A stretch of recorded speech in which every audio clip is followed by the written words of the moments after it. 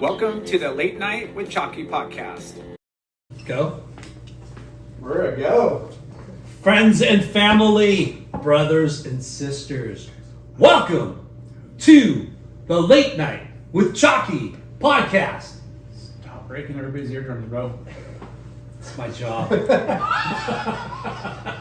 Someone's got to do it, dude. Our guest this week is a young pro from Ventura, California. Woo!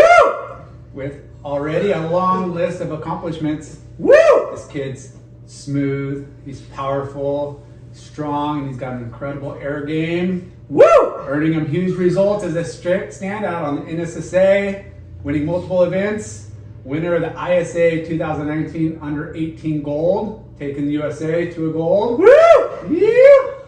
And of recent, claiming his maiden win at the WSL Q3000 at Pismo Beach. Fresh off a win. fucking victory, How baby. good does that feel?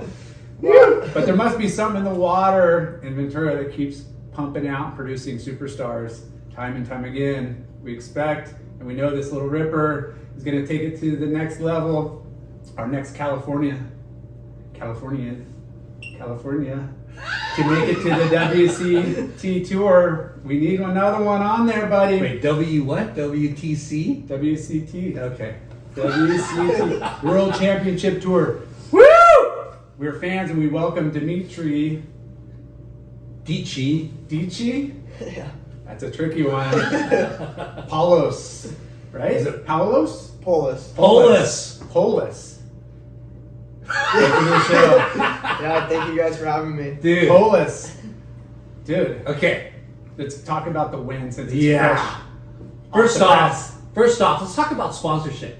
I see you wearing a nice, Red Bull hat. Tell us your sponsors, and then we'll go into the winning. Yeah, so ride for Red Bull, O'Neill, ProLite, Futures, and then Timmy Patterson Surfboards. Woo! What an amazing roster of sponsors. Yeah, Garth. Yeah, Garth. Yeah, Garth. I was telling him earlier how so many people brought up Garth, and we're like, "Fuck, we got to get Garth on." Oh, fuck yeah. Like he's just a visionary and knows how to spot talent. Obviously, Yeah. freaking Dichi over here. And Red Bull. I mean, what a huge. Do you have an agent? Yeah, I do. Okay. Who's your agent? Brian Taylor. Okay. Brian Taylor? He's Old from- school Brian Taylor? Yeah. The Kelly Slater Brian Taylor? Yeah. Holy shit. And Ron Machado and Yeah. Kalani Robb and Oh, I mean, this back guy, in the day. he's yeah. putting zeros on the end of those checks.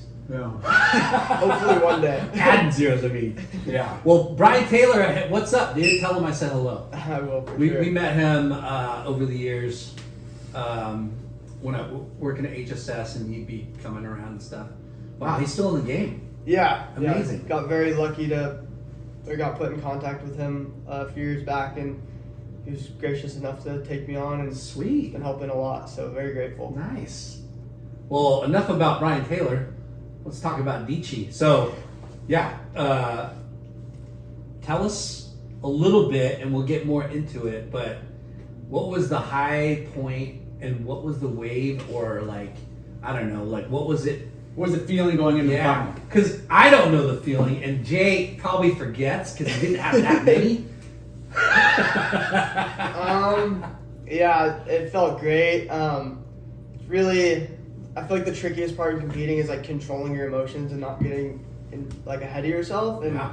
I feel like the highlight moment for me in the event was my quarterfinal heat against Josh Burke. I needed a pretty solid score at the end of the heat, and I got a little chippy left and was able to do a backside full row and got a 9.5 in the last minute or so. So I've never done that before, and I think I was telling one of my friends I've never had an air go into one of my top two scores in a heat before, so that was a first for me as well. Yeah. So that was probably the most emotional roller coaster heat that I had, and yeah, it was Were very. you behind in the? Yeah, I needed a score at the end. I want to say I needed an 8 maybe. Holy shit! And you threw a 9.5 down? Yeah.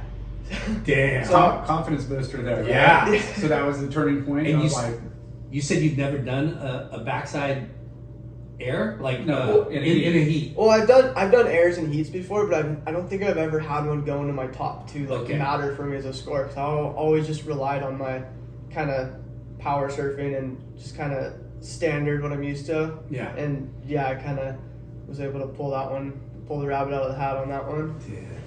Yeah. And is it one of those days where it's like Sunday, it's just quarter semifinals, or did you have other like rounds?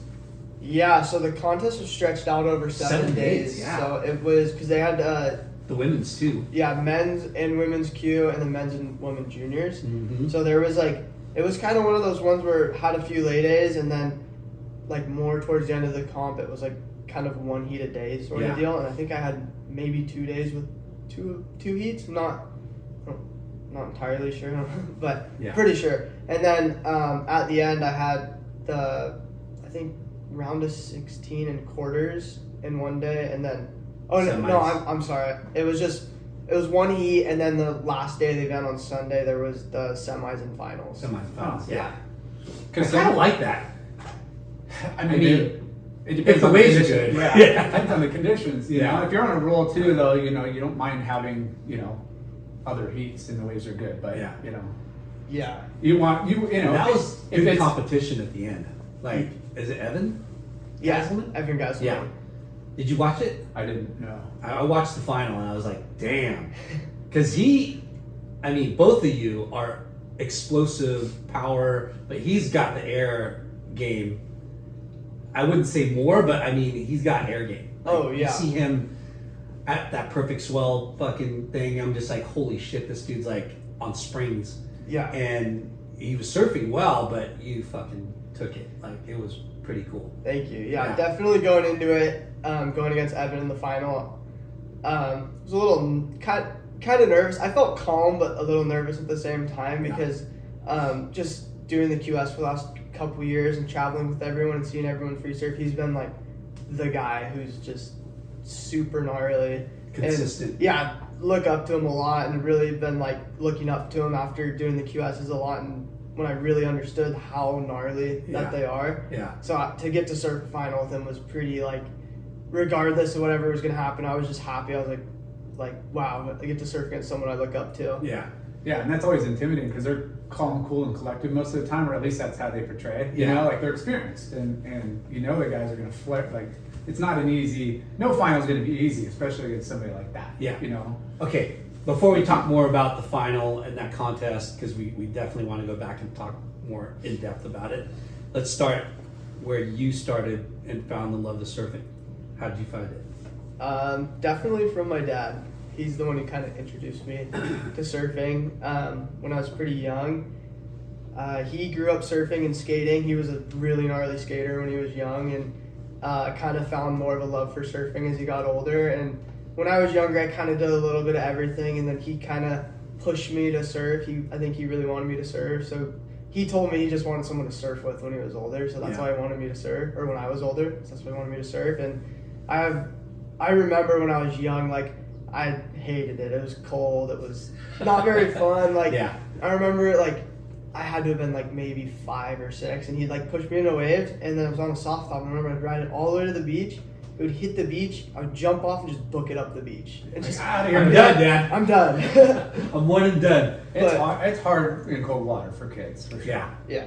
Did you have a wetsuit on and everything, though? Yeah, for sure. Had a wetsuit, had everything, but it wasn't until I was a bit older, and then I kind of got more into it, and then I think it was when I was around like 8 or 9 is when it kind of clicked in my brain. It's like, okay, I want to actually go surfing, and then I kind of turned into like you should surf into like I want to go surf, and I'd start hitting my dad like, oh, let's go surf. That's right. Did you have other buddies that you like would go surf with, or was it just you and Dad? As I got older, like there was a couple kids in school and stuff I'd surf with. My best friend still to this day, Marley Sapp. I met him when we were in elementary school, and he surfed. His dad surfed, and we were surf buddies. I mean, we still are, but he was like the one that I would surf with. Because that's like young.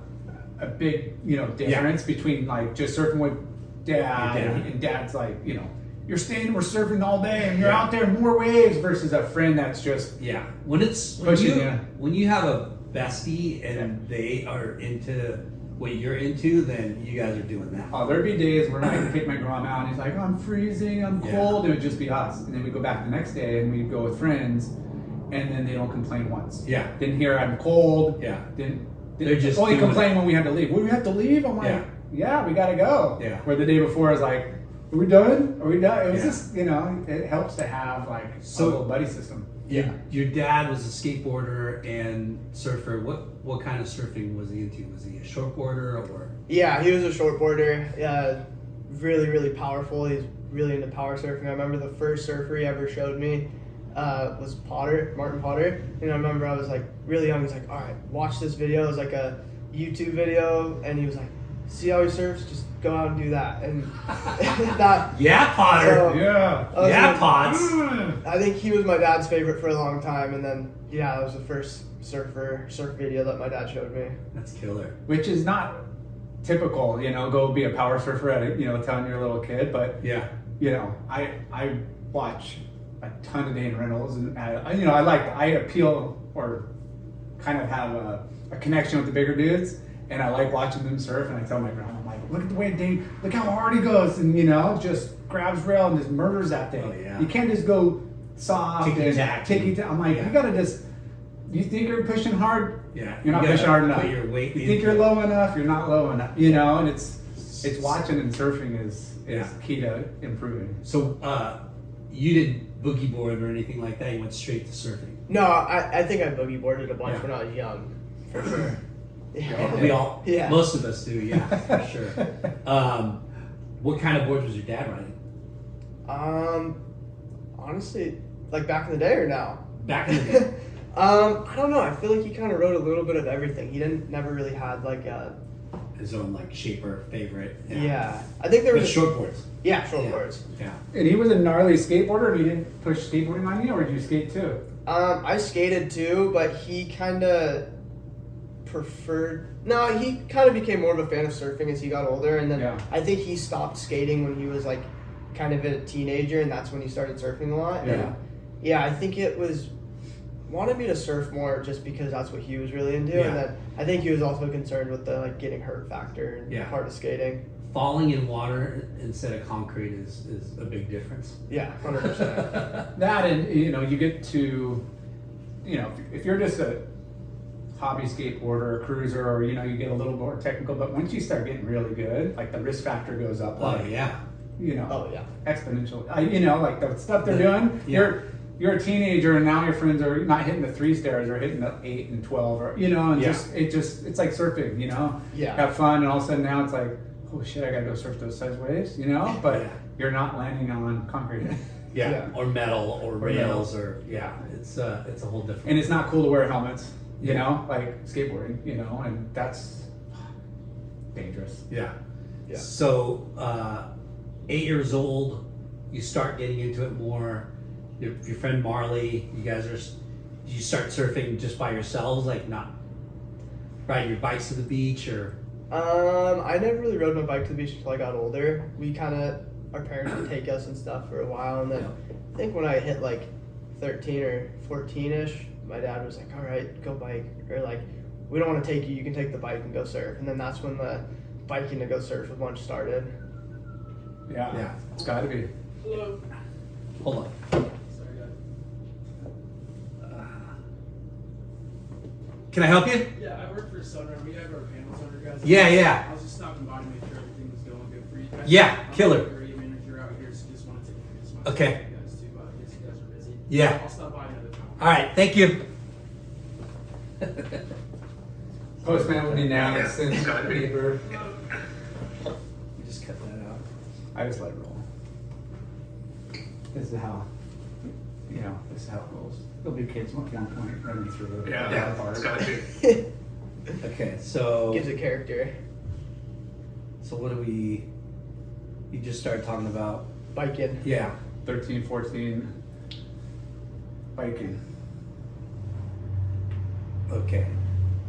So you and Marley, other dudes, would start going to the beach by yourselves, and it's an all-day thing, right?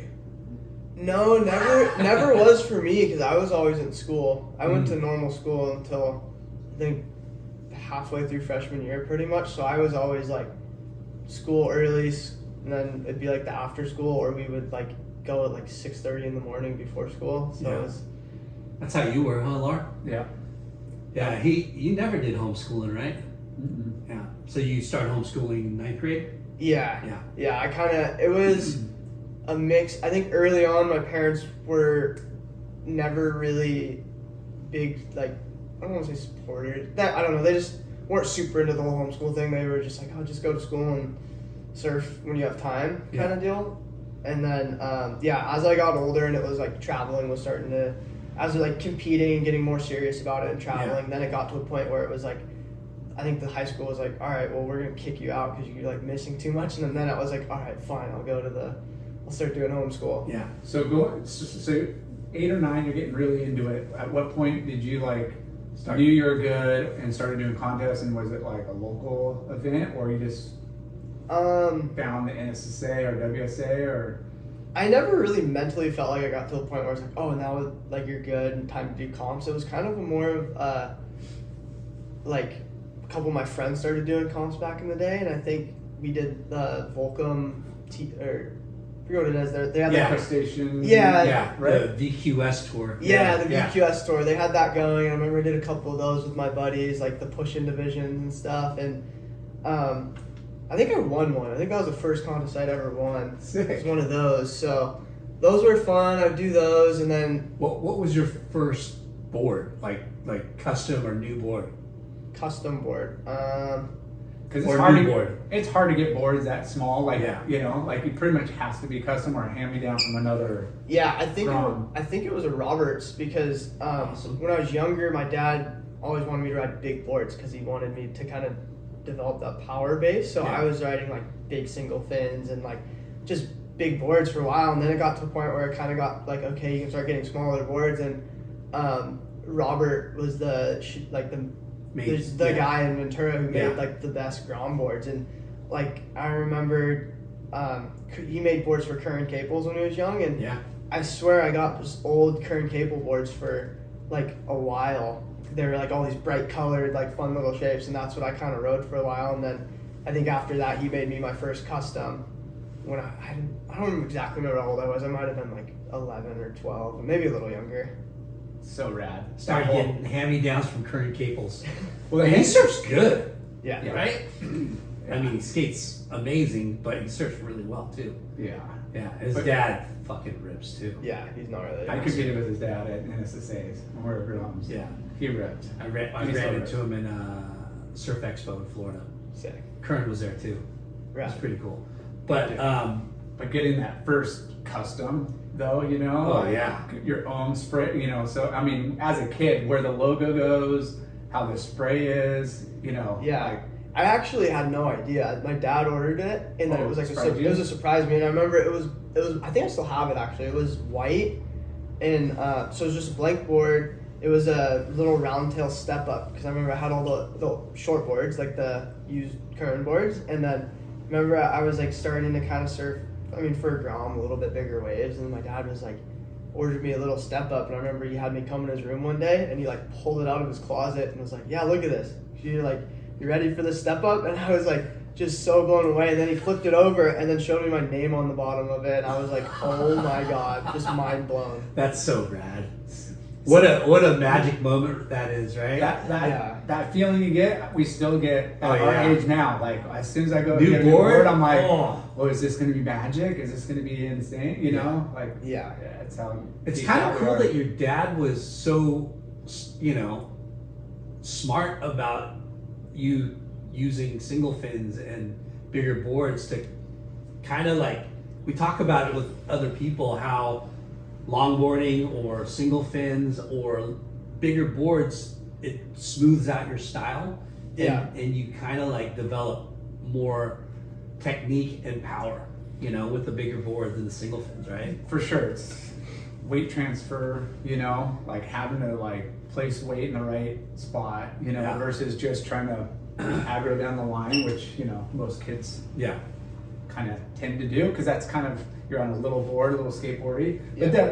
But just drawing out more smoother lines and and it kind of does kind of put that power perspective because you can't just flick those things. You gotta like commit. So what surf shop did you guys go to? Like a hangout or like get your wax, like your local. Never really was one. I think it was kind of mostly Ventura Surf Shop or like Rip Curl Surf Shop up in Ventura, and then as I got older, I think Revolution just opened a shop, so that's kind of the new shop that we're going to, and then Jesse and Brett. Yeah, and then I think Robert actually just opened a shop too called Anacapa, so that's that's his shop. Yeah. Okay. So kind of been just different shops. Yeah. So yeah, Ventura's like another like surf town. Yeah, and you know we haven't even you brought up Dane, but like fuck, there's some gnarly dudes that come out of Ventura.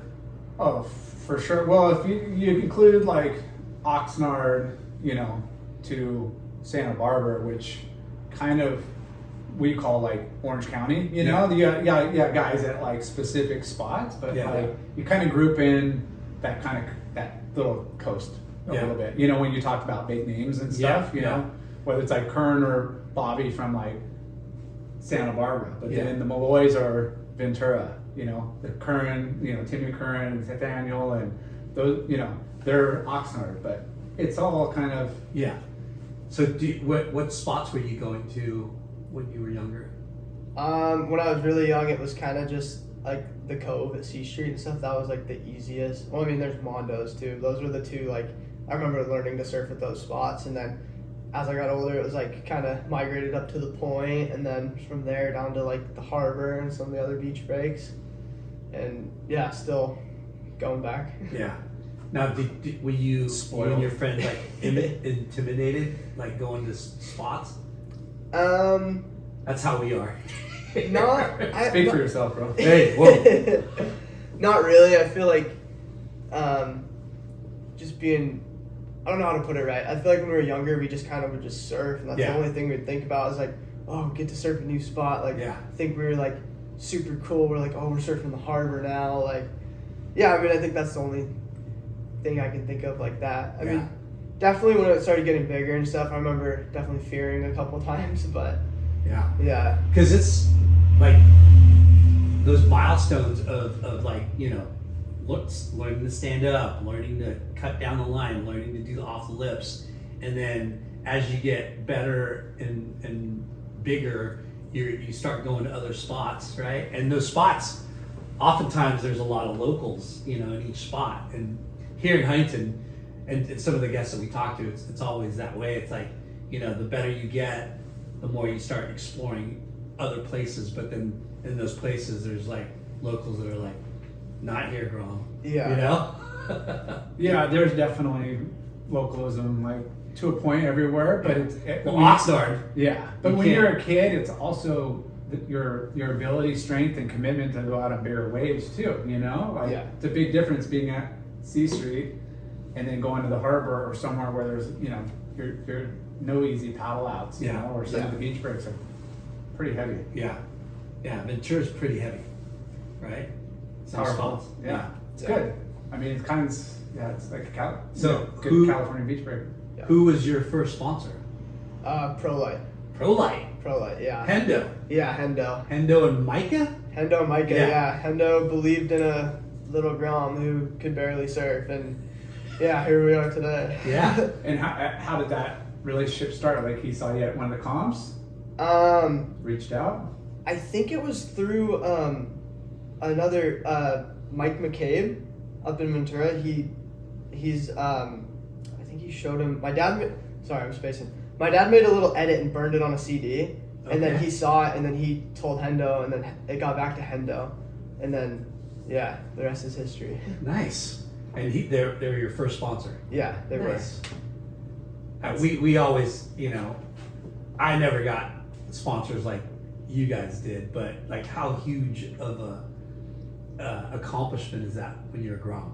It was, it was huge. I was shocked. When I started surfing and was young, I barely even knew what pro surfing was. I didn't know pro surfers. I didn't know sponsors, how any of it worked, or even if it was a possibility. Yeah. So then as I surfed more, I kind of learned a little bit more about it, and then I think the first step of like learning was like seeing the used boards with stickers on them, and it was always like, oh, I want stickers on my board. That's so cool. And then, yeah, that happened, and just kind of it blew my mind. I was just this young kid, and I felt like people were believing in me, and I was like, oh my god, this is crazy. Did you get a box sent, or did you come down to the warehouse? The warehouse is in Ventura, so it is. yeah, I got to go over there and met the guys. I have a picture somewhere of me standing there. I think there's a poster of Josh Kerr, and I remember I had a board bag and I think a deck pad and a leash, and I was standing there, just the biggest grin on my face.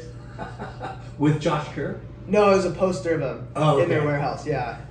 But That's I mean, that's like what's it's like funny a birthday, you know? It's like Christmas. Oh, it's yeah. like you're getting like Yeah, and then the next day you go to school and you're like, "What's up?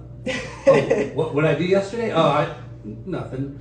Oh yeah, I went to Pro Life, picked up some stuff. No big deal." Yeah, that's definitely how I felt. yeah. But that and the parents are like killer. Don't have to buy keep, that anymore. Yeah, keep shelling out money. But that's a weird, not weird, but different first sponsor, right? Because like mostly with other people we talk to, it's like boards or shop or clothing or wetsuit. Yeah.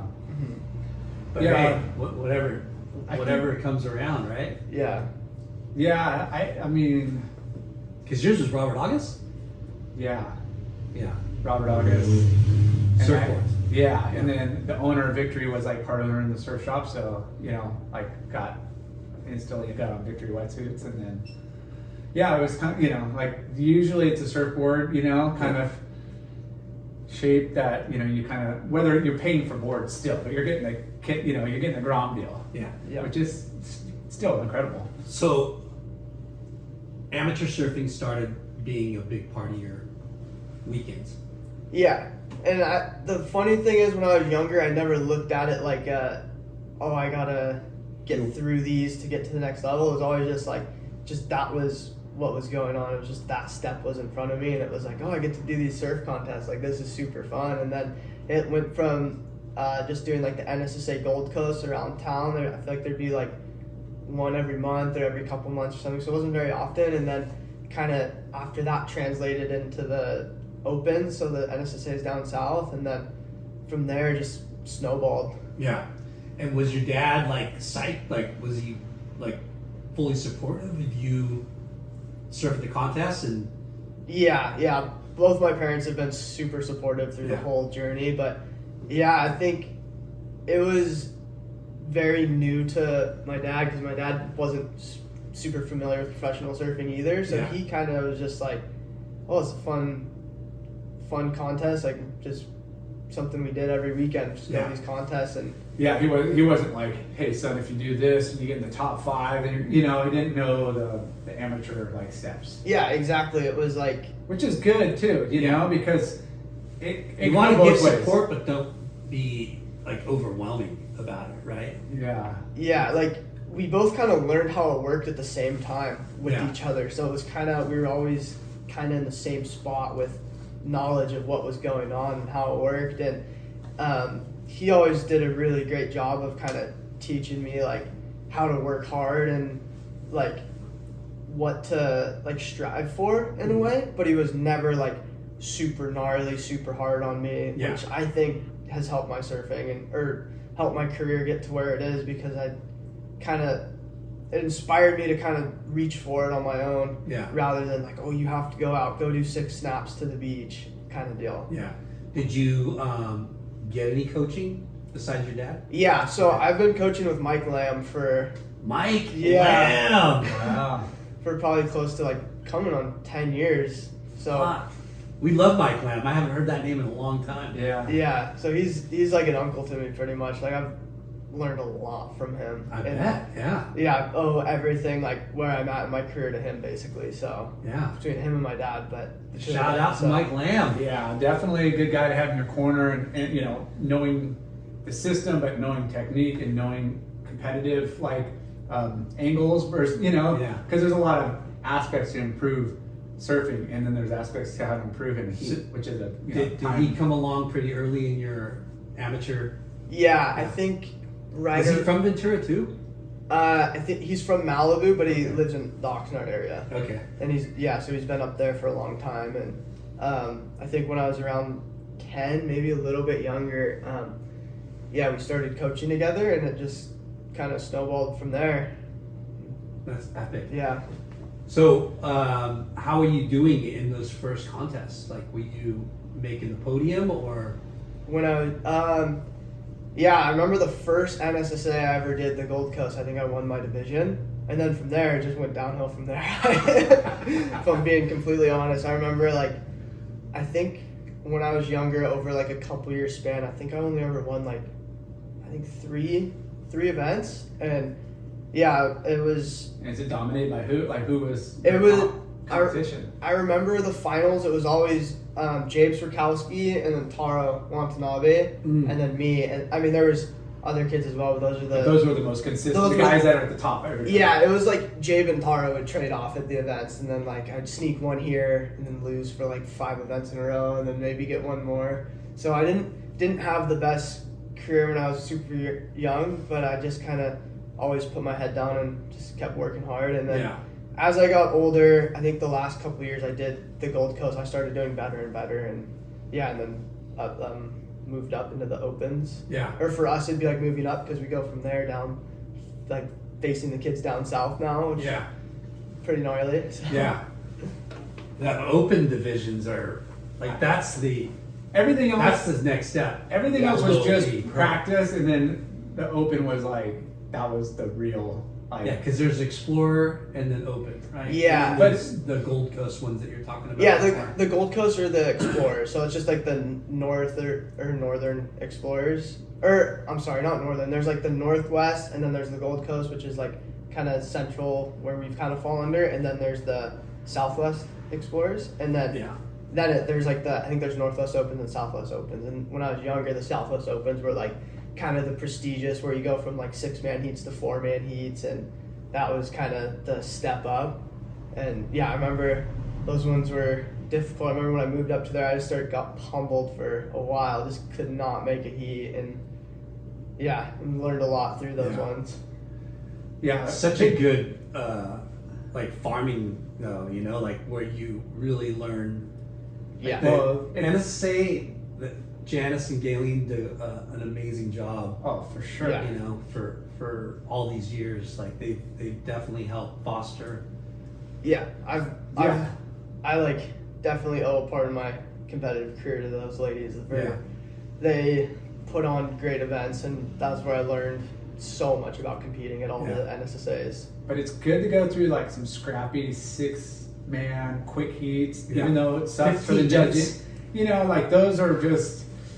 It's tough, and then you get into the longer format 4-man, and it's you feel like you're in the big leagues. It's just a different feeling and vibe, and you're going up against the best of the best. It's the internal every heat priority stack too. Yeah, which is cool, because you're practicing. When you're a kid, you just want to practice. You just want to you're free surfing. You're running scrimmage heats. Okay, let's run a 20-minute. That's your whole mindset at that time, and I think it just helps elevate the excitement and your peers to just one up each other. So what was your first surf trip? I went to Nicaragua with the Quicksilver crew with Wellesley. Nice. He brought us all down there, and that was my first ever surf trip. Now, were you riding for Quicksilver? Yeah. Okay. How old? 14. I think 13. 13, yeah. Pretty sure I was 13. Yeah. And how did you get on Quick? I want to say through Hendo. Okay. I'm pretty sure, because Hendo knows Wellesley, and then that was a big thing for me as well. As Hendo kind of would reach out and help me get kind of some sponsors when I was younger, so he played a big role in that. So nice. Yeah. How great was that trip to Nicaragua? Oh, it was amazing. It was. I remember. Was that your first out of the country trip? Yeah. How cool. It was. I think that was my first surf trip ever. The first time surfing in board shorts. It's just. I remember packing a bag, going down there, and there was a few older kids on the trip with us, and then a few of us groms, and I remember the waves were sick. We were down at that Colorado wave. Oh yeah. And I remember paddling out in trunks for the first time, just couldn't believe it. I was what is this kind of surfing? Like, What house did you guys stay at? I don't remember. It was in front of that one, I think, Ponga Drops. So you stayed at Mark and Dave's. Yeah, that was it. Well, there's houses you can rent, and then there's Mark and Dave's. Yeah. The camp. Our buddy, our good friend is Dave Bonaventura, and he is Dave. Dave. Oh, sick. They sold it a couple of years ago, but yeah, that place is epic. Yeah. That Wave Pongas is fun, but it has to be like good. Yeah. But Colorado's, holy shit, right? Yeah. Like Barrels. we took an account. We were working for this bag company, and We did like a quick strike kind of. we talked the company into paying for a surf trip Mm-hmm. with our biggest account. Yeah. And Jay and I and this guy Jenner and this guy Fudo, we went for 4 or 5 days in October. 4 days, I don't know. So like out of season, but scored. Yeah. Like scored. It was and, like honestly, it was Jay, myself, and Jenner surfing that right, That's sick. dude. And that wave is bananas good, right? Yeah. So Nicaragua, Quicksilver team. How psyched was your parents? Like, here you are, you get pro light, right? And then boom, you get put on Quicksilver. Yeah. Like, your dad's got to be beaming with pride. Yeah. And then you're going on a surf trip with the Quicksilver team. Yeah. I'm sure he was. I remember it was pretty sad. I feel like I was pretty young, so I don't Yeah, remember 13's it pretty super, young. super clearly, but I do remember my parents being super Did happy. your dad come in for as me. a chaperone, or just said, "Here's your passport. You're on." Wellesley's got you. Yeah, he just kind of sent me down there. So That's Yeah. epic. yeah. How long? As a dad, I would have been like, "I think you need another chaperone. I better come and make sure these kids stay in line." What time of year and when was that? I don't remember.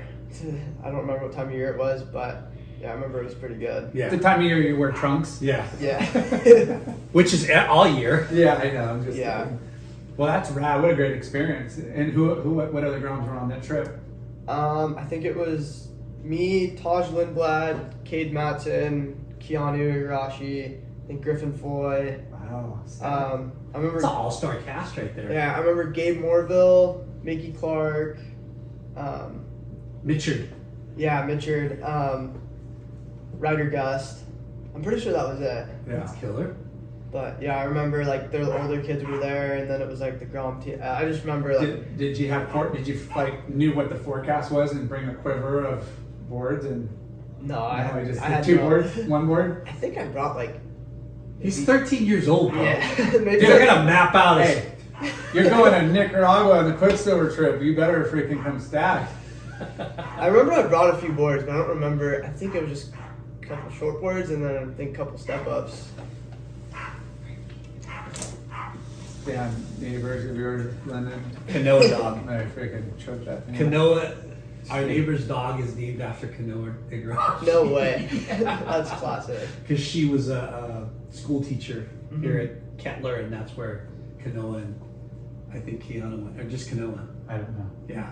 So funny. So Quicksilver, you go on a trip and then how do you guys score or what? Like, tell us. Yeah, I remember. 13, you gotta be thinking.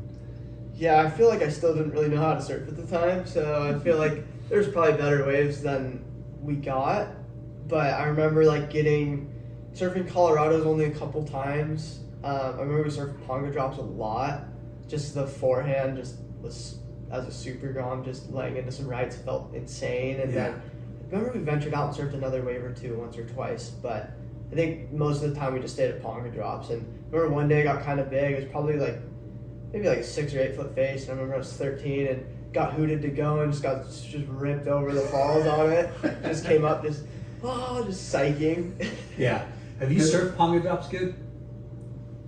Yeah. I've surfed it really, really fun. Yeah. Like kind of big, but not huge, but big. Yeah. And it's so trippy because it's so far out there. Yeah. Right? It's like, I mean, I've never surfed Sunset big, but everyone says it's kind of like Sunset way out the Yeah, back big there. roller. Yeah. Yeah. Kind of But something could holy stack shit, like it's a good wave. Yeah. It's a weird wave. Kinda. Yeah, I kind of remember being like, there's like an inside wedge, and then there was like the outside Yeah. kind of peak to take off on. Yeah.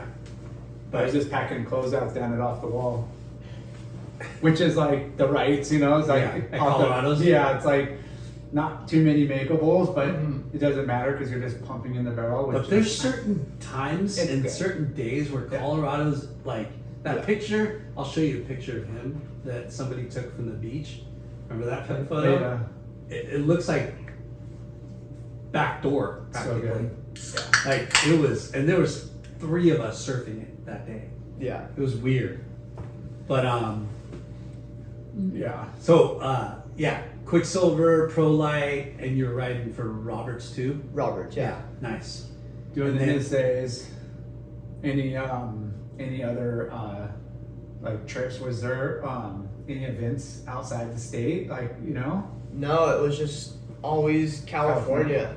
That's what I feel like when I was younger. I never really traveled all that much because it was just competing in California, and then there was that one Quicksilver trip, and then I think the year after we went to Australia with Quicksilver, and I feel like after that my dad took me to Hawaii for the first time, Nice. and I remember starting to go out over there, and that was pretty Was, special. was Australia like a family trip? Just No, it was another Quicksilver trip. oh, Quicksilver. Yeah, they took us.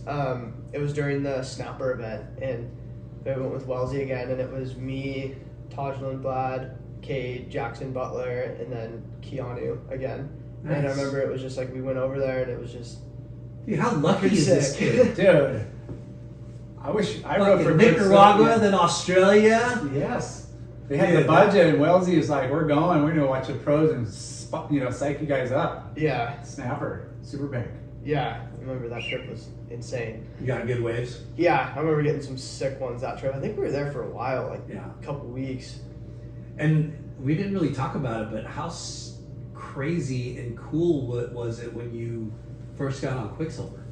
Yeah, that was crazy as well. Yeah, I mean, you know, as a kid, you know, the biggest brands is, you know, Billabong, Quicksilver, Volcom, Ruka. Yeah. Yeah. I mean, you know, Yeah, that's like you're going from Pro Light, which is, you know, in your backyard warehouse, you know, the guys are probably just shaking hands, and you're on the team, and, you know, here's stickers and Yeah, product. it's Quicksilver's Killer like, you're coming in, you're worldwide. signing a contract, and, you know, this is what you're going to get, this Yeah. is what's going to happen, and like, Kinda. I never had a contract with Quicksilver. It was always just kind of ground deal with them as well. okay.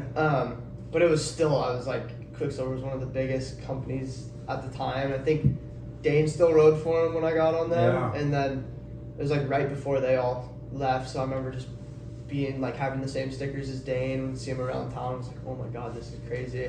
And then, yeah, I remember when I got on them, I think Mickey had a part in getting me on the team. So that was Mitchard. yeah, that was pretty Nice. special. And then I think it's kind of hard for me to remember because I think I was kind of in the dark for a lot of it. It's kind of like my dad had to do with organizing and Yeah. stuff. And I remember being surprised. My dad drove us down to the headquarters down here, and we met Chad for the first time. And he like let me just walk through, pick out clothes, got wetsuits. And I remember I was just had all this gear and was Yeah. just Dude, on top of the world. at what, 13, 14? I think like 13. Yeah. What was your wetsuit brand, you know, in your childhood, like growing up? Anything that you know, O'Neill? Rip Curls, O'Neill's, or Excel, like, you know, if you're not sponsored, like what's Yeah. the go-to suit in your area? Because everybody, different regions have like that kind of like Yeah. brand that kind of dominates the water. Yeah, it used to be more back then, but now it's like, Everything. Yeah. Yeah. You see all Like what are you wearing? When I was young, I would wear Rip Curls because they were the super vibrant color ones. I'd always have like the neon suits. So those in were, Ventura. yeah. If you like, Your Ron doesn't have. Yeah. No, I was like a little like long haired grown with these like neon yellow and blue wetsuits, just rolling around, just not a care in the world. Yeah. Yeah. But Quicksilver, it's like head to toe, everything. Yeah, Yeah. and then just Lar rode for Quicksilver too. When, Yeah, I had a contract. when you were his age, though? Yeah, they're like 13, 14. Really? Yeah. Huh. I mean, it was like, I don't know what it said. I don't know. You know, there's a couple pages verbiage. I mean, it wasn't like, it was, you know, more about being upstanding and being a brand ambassador and Yeah, that's kinda cool. and all that. And then it was like, we're going to pay for all your contests and give you like, incentives and stuff. And it was legit, like, like, whoa, what is this? Like, Yeah. you're going to pay for what? Okay, cool. Like, which is a huge, contests they're really expensive now, but they were expensive for, $20 at least, right? no, Each dude. one? And N.S.S.A's were probably like 'Cause you had to pay memberships 65, too, right? 70, and then like the local ones like WSA were probably like 40. Mm. So 60, $70, something like that, Yeah. every twice a month. Like, Yeah. it was expensive, but it was, that was part of the deal. Like, I don't know. It sounds like things are different now with sponsorships. That's why we like to have people like this on, because it's interesting. We had photo incentive, which now there's no magazines, and there. I was just gonna ask you, were magazines even around? Were they gone already? I think they were around for a few years. when you were just getting into it, and Yeah, a little bit of it. It's hard because a little bit of my memory is a little blurry because I remember it was just psych and grom, just kind of blends together. But I remember it was like kind of the end of the magazine era, and because I remember just going to surf shops and getting magazines and stuff when I was super young, and then as I kind of started like maturing and realizing and thinking about the surf world more and more, they kind of just was like the end of them. Yeah. So, did you ever get a shot in the mag? I think I had one shot in, I think it was called Deep magazine. Deep? I think it was more of like a Local one. Yeah. I had one shot in that, and that was the only shot I ever had in a mag. the coupon mag with like some editorial and stuff. Like, They have those, like, it's like each town has like what's going on in the city. Like, here's events. It's yeah. Like O-Cider and. probably Yeah. Deep. I haven't ever heard of it, so Yeah. but who knows? Yeah, it's sad because magazines are for us, because we lived it.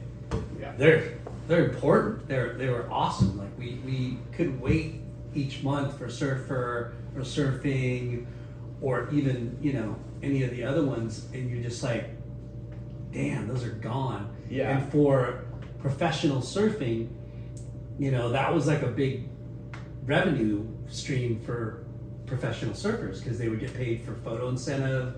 If you get a cover in the mag, you get paid that much more. Yeah, it made it like really competitive. Like, you're talking about like surfing competitive and getting that result. Like, you knew there was only 12 covers in this mag and 12 covers in that many. So you're pretty. You're hustling to try to get like photos. There's a whole another aspect. That's like a big milestone for people. Too, Yeah. to get a photo in the mag, and it's a bummer. We just interviewed this industry veteran. His name's Jim Kempton, and he was a publisher at Surfer Magazine. But we were asking him, it's like, wow, like how did you ever think in your lifetime that Magazines would. print would be pretty much gone? Yeah. He's like, yeah, it's crazy. Like, it's a trip. Hopefully, things tend to come back around. Yeah. Maybe someday that'll come back around. But we when we were young, we would video and either it's a other. mom or the friends are taking turns or that and equipment sucked back then, and just to study ourselves and put some clips together. But like, Was that part of your training or? Yeah, my dad filmed me since I was super young. He still films me. That's kind of become his little hobby. So Yeah. I remember, like, as my surfing evolved, his filming evolved. So he kind of was like, when I was super young, he just had like a little Sony Handycam, and then he like upgraded to a bigger one, and then a bigger one. And now he's got a pretty sick little one. So it gets good clips. A lot of the Instagram stuff I post is clips that he's gotten. Yeah.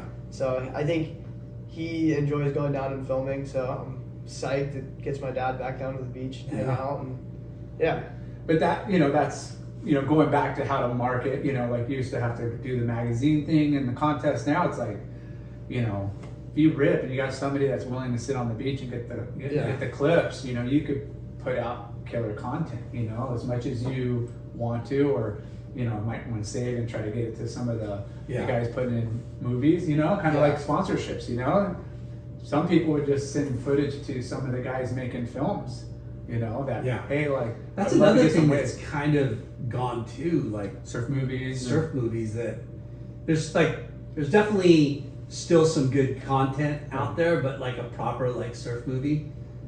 Well, those guys were able to make money. You know, there was a Yeah. Josh Palmer. Yeah. Yeah, Yeah. like I would video with him, Is he and from he would. Ventura?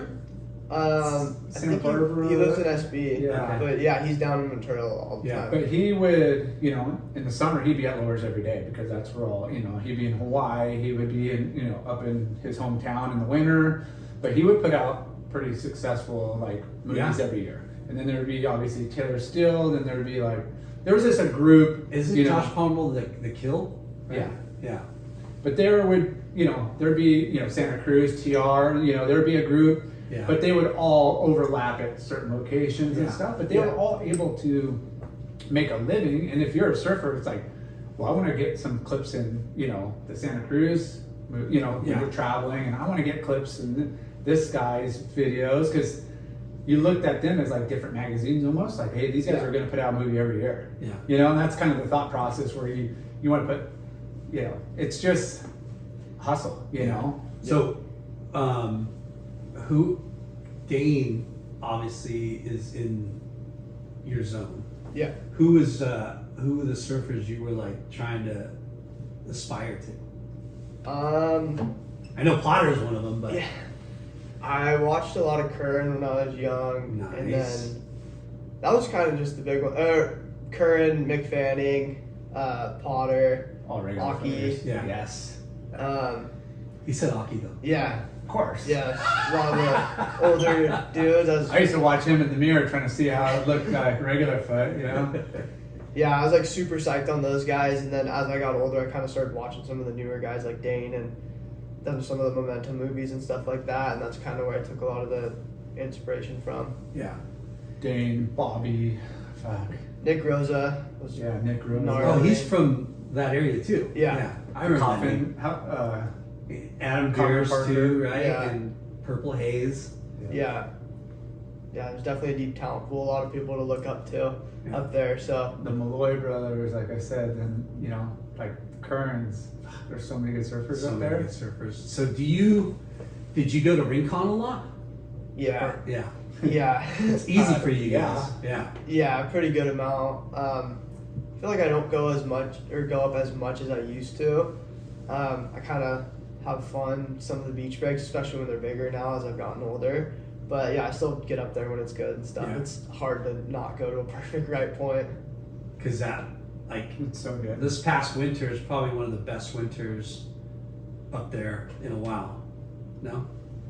Yeah, Sorta? yeah. I feel like every year it turns on. It has its days. It's just Yeah. a matter of if you kind of pick the right day when it's not super crowded. Yeah. It's kind of when it's the most fun. Yeah, those oddball days where it's either the swell came in early or the winds calmed down. Like picking off those. Yeah. There's not the hype. Oh, it's going to be glowing. Surf line. It's going to be glowing orange and red. The whole. Then you're Yeah. like, oh fuck, everybody's going to be here. Do you do sand spit too, or no? No, Yeah. I've surfed it once. It's just I feel like it doesn't break very often, and it's a trek. Yeah. I mean, it's not that far, but it's another 20-30 minutes past Rincon, and then it's like usually when that's good, unless it's everywhere's washed out. Rincon has waves, so it's like Yeah. it's hard to pass that on the freeway. And It's keep almost like going. a novelty wave, right? Yeah, it fully is. I remember like when I surfed when I was younger, it being like super almondy and weird and not being able to get waves. And I was like, you know what? I'm not coming back here. Surf elsewhere. But I mean, there's a lot of similarities to that Ventura Coast as Huntington as far as beach break. Like with the harbor. Yeah. And then you're kind of between two harbors. Yeah. And it's like I don't know how many miles. It's quite a few. You got the river mouth, and then you have the Strand. You have Wainimi. You got the bays. You go to the bays. No. No. I've surfed it before, but it's Hard to get on. hard to get on. Hard to find someone who can get on. There's and a lot of those are pretty tricky, like Emma Wood's a better go-to, but it's like you got to have it on the right tide or it's kind of Yeah. funky, Yeah. right? Medium to high, Yeah. not too high. I feel like that's one thing I've learned about living in Ventura is like it gets good and like it goes for sure, but I feel like a lot of time or more often than not it can be pretty subpar, so it's kind of kind of when it's like that, I find myself just surfing kind of just some of the standard beach breaks, just easy to go out and train and practice and get some work done. And then when it's good, it's just like a little treat here and there. So Yeah. I think it's everywhere. Everywhere has its moments and flares, but beach breaks specifically have to have like the combo swells to make them like the dreamy days. You know, there are some big swells that kind of rope and you can get lucky and just a lot of work and a lot of paddling, which is still fun. You know, pulling in some big beach breaks and getting a couple good ones makes it that much more rewarding. But it's those combo swells where if those are going, everywhere's going, and it's not going to be as crowded because there's peak. You know. Do you go to Emmawood? Yeah, a bit. Yeah. Yeah, I haven't been. That's a little for while. skateboard park. Yeah, And no, it's close surfed paddle there. out. It's like us going to Newport. It doesn't break that far out. It's like right Yeah. there. It's condensed. yeah, That's my go-to when I'm going up there. Yeah, that place. It's like a weird little wave. Like yeah. almost like Newport jetties, almost. Yeah. It's one of those waves that's not good, but occasionally you'll get Yeah. good. But it's Punchy. it's a fun, consistent wave. 1-2 turns. Yeah, That's if you have that in your mind and not trying to milk combo. Well, it's funny, like when you watch YouTube and Dane pops up, and all the places that he videos are pretty much in that area. You're like, damn, there's good waves up there. No, he just makes it look good. That too. yeah. Like when he's surfing the last off Ventura Pier and it's like 40 mile an hour, like side shore winds, you're like, I would never even paddle out on a day like that. But perfect for those guys is theirs. Yeah. Right? Like that's like right storm surf. Are you riding for a surf shop right now or no? No, Yeah. I'm not. Because that's a pretty big thing, like when we were growing up and down here. Yeah. Like, I mean, sponsorship from anybody and everything is cool. Yeah. But Yeah. surf shops was a big kind of, battle down here. Yeah. There's just so many. Yeah. So, N.S.S.A's, you made it through the ranks. You made it. How long did you still surf? How long did you surf N.S.S.A still? Until I was 18. Okay. That was another thing my dad wanted me to do is I feel like a lot of people tend to leave early. They think they can just tackle the world. And my dad just kind of wanted, he's like, you know what, just wait your time. Just utilize the last couple years to just practice and surf more heats and just get more comfortable. So that's what I did. I just stayed in them as long as I could and just tried to get as much practice as I could before getting pushed out into the world for the QSs and stuff. Which there's not a lot here. you know? And it's pretty expensive to travel. And now with the I don't know, the new Challenger. Yeah, like explain to like the listeners, you can't just go surf all the events, QS events. You have to qualify in your region. Yeah, so they sectioned it up regionally. So, which I think is good because build your confidence, get some extra money before you start, you know. I think it's making it a little bit more affordable for people to do because they don't have to fly to Europe Brazil for yeah. one star or Ubatuba? something now. Yeah, so it's making it a little bit more accessible. It's definitely made it more talent based, I feel like, which is kind of a good thing because you can't just fly to all over the world. Whoever and has have money to get points, but you still got to perform. But yeah. Yeah, exactly. So I think it's a cool thing for sure. It's they've been doing better and better each year. COVID really threw a wrench in everything, and it was really difficult. And I think out of COVID, it was like they were trying to kind of get their bearings and figure out everything and get approved and get contests on the schedule. And the first year was, I feel like there was like maybe only a couple events. It was pretty lackluster. And then last season they had a good amount of events on the schedule, and then this year they have a solid amount. So it's like, I think there was a couple month break early in the season, and then there was this Pismo comp last week, and then in I think 2.5 weeks is Morro Bay, and then after that goes to Cocoa Beach, and then Dominican Republic, and then Barbados. They're all back to back, and then straight from there is to Huntington, and then I think the Challenger Series starts a couple weeks after that. So is that going to be the same for this year too? or no, that is this season coming up. Okay, So there's like 8 events ish around. 8 or 9. I think so. Yeah. And then that includes the Caribbean too. Yeah. So Sick. so yeah, the North America. Yeah, the North. Good places to travel. Well, I don't know where it's at in the Dominican Republic, but if it's at Sioux Bowls, you kidding me? We're at Barbados. Yeah, so the Barbados, it's a Super Bowl, and then I think the Dominican. You been there before? Yeah. So Score? nuts. Never scored it, but I've gotten it pretty fun. Yeah, I think there was footage of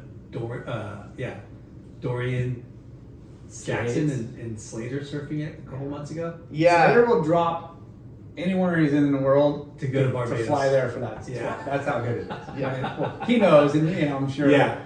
Well, Taylor Steele was on our podcast, and he said the best surfing he's ever seen and videoed was Kelly at Sioux Bowls. Yeah, whatever movie that was, it was all one. Campaign, I think. Yeah, his whole part was Sioux Bowls, except Yeah. maybe like a wave or two at Hawaii. He said he surfed 8 hours or like 5 hours straight, came in, drank some water, and then surfed for another 3 hours straight.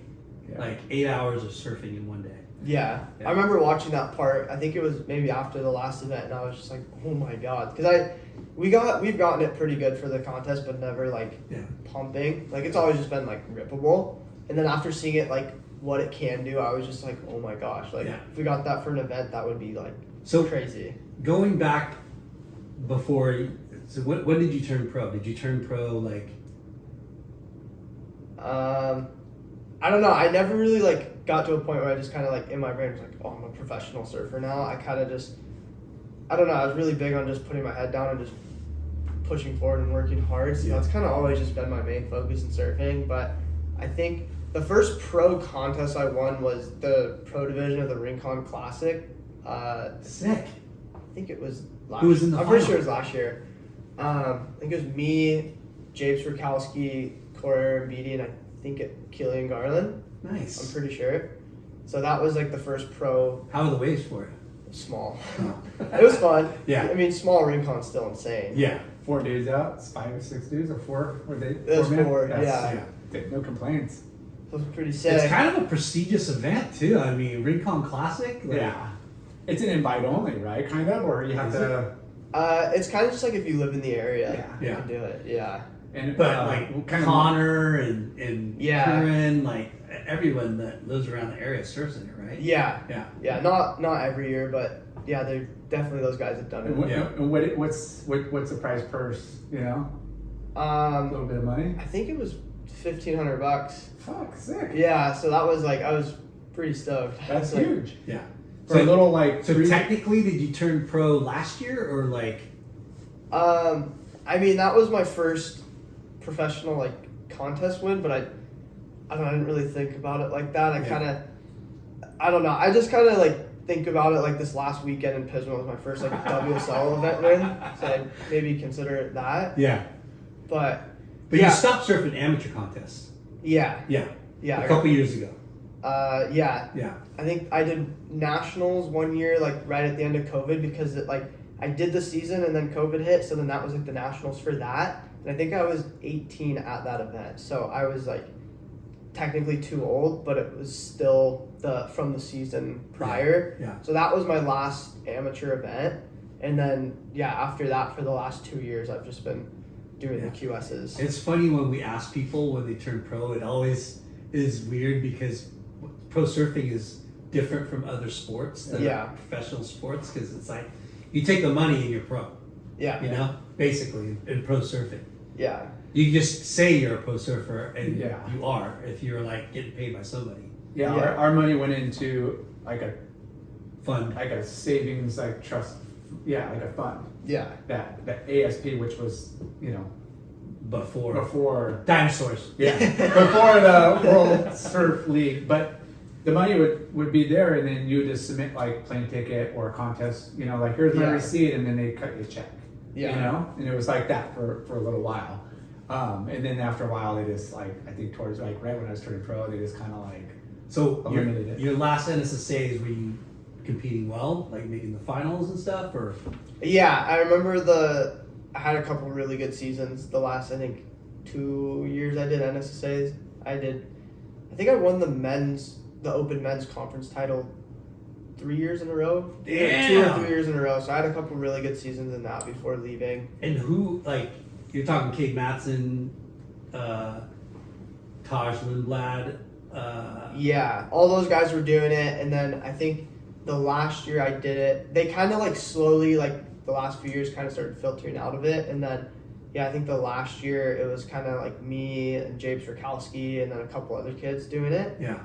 But yeah, I remember the opens were always like felt like the prestigious events when I was younger. 'Cause Yeah, it was for like sure. all the- When did you turn the corner? Because you said you didn't have that great amateur it was like startup. I think it was around the time I was like 16-ish. 16. So, like 15, 16 is when I kind of started clicking, and then it went from like just losing all the time to kind of being able to like learn how to surf a heat and switch gears, because I feel like it definitely takes some time. I mean, I think there's guys out there who are just super gifted and can just put it together in heats, and then myself, like I was never one of those, so it took me a long time to learn how to surf a heat. Yeah. So And you know, you said you're getting trained and coached by Mike Lamb, right?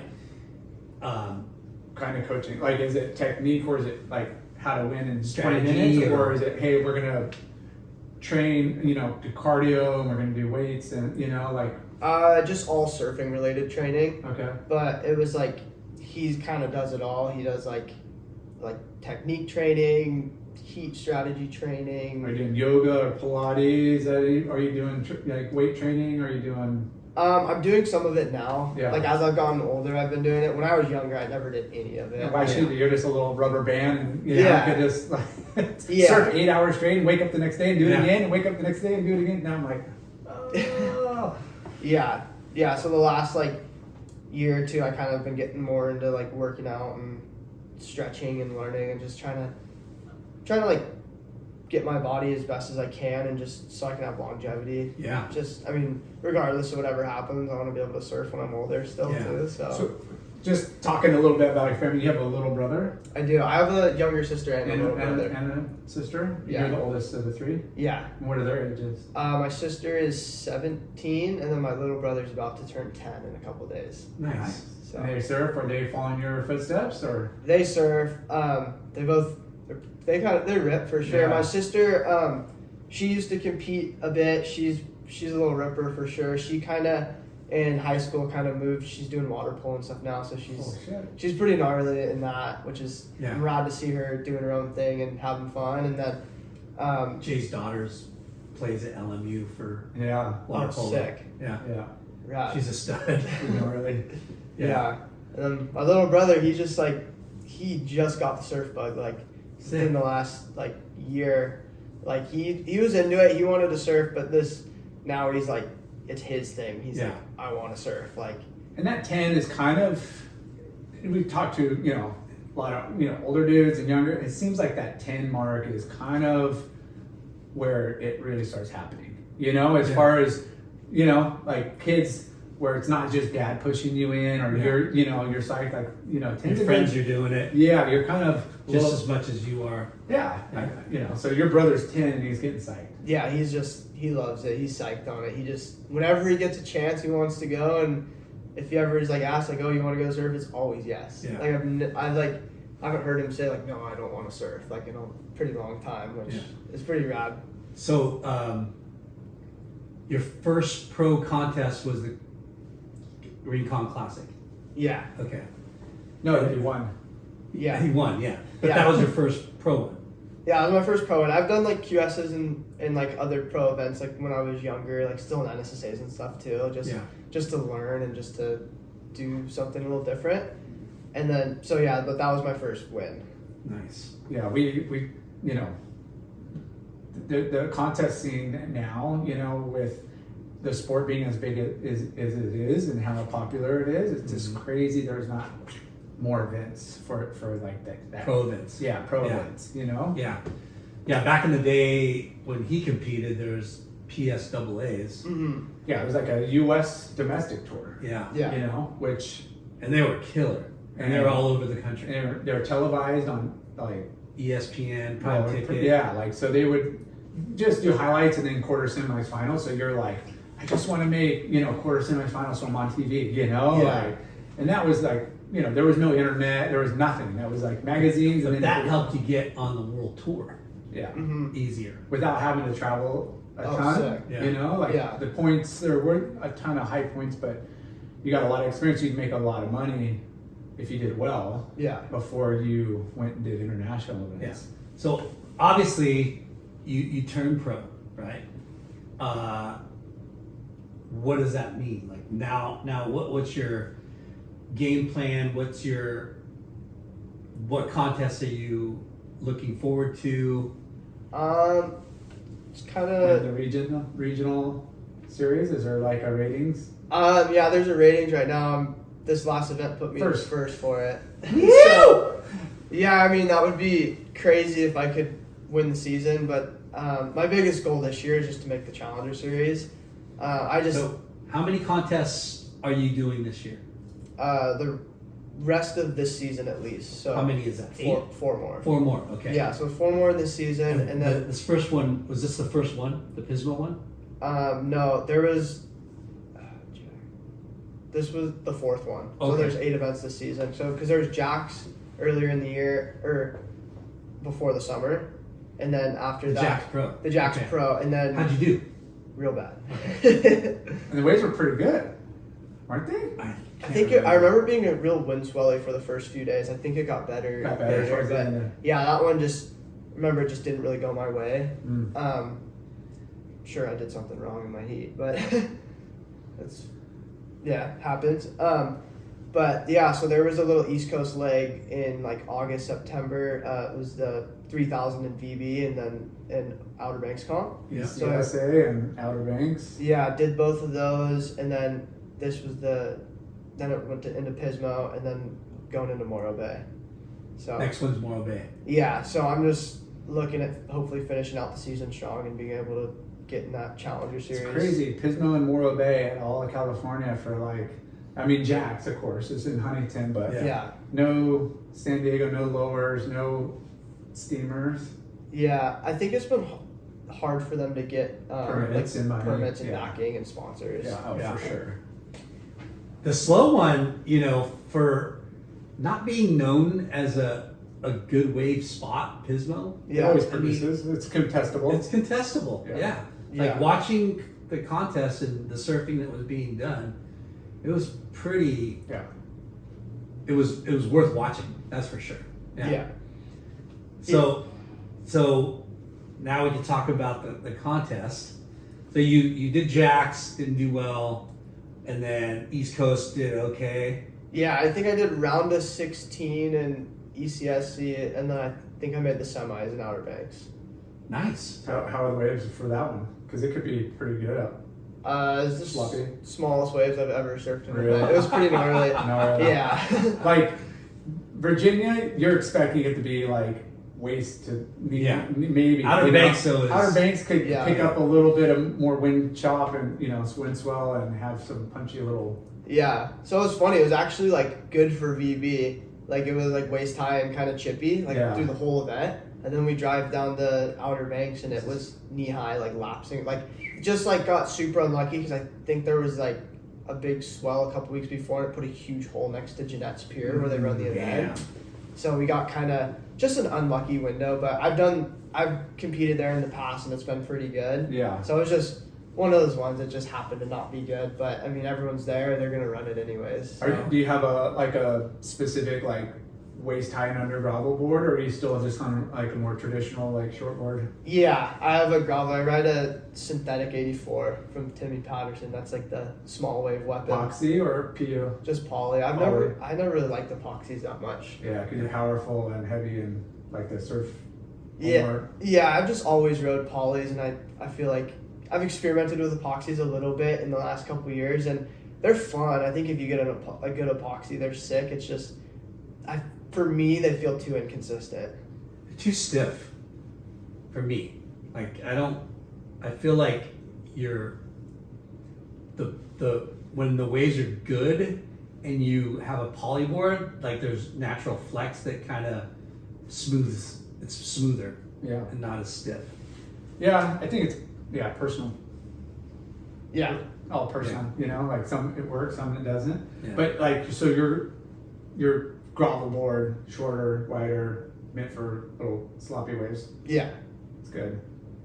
You gotta It's have funny. it, I don't. Yeah. you know? Yeah. Because we talk, you know, I know some kids are like, no, I just ride my same regular Yeah. board. And I'm like, wow, really? Like, that's, you know.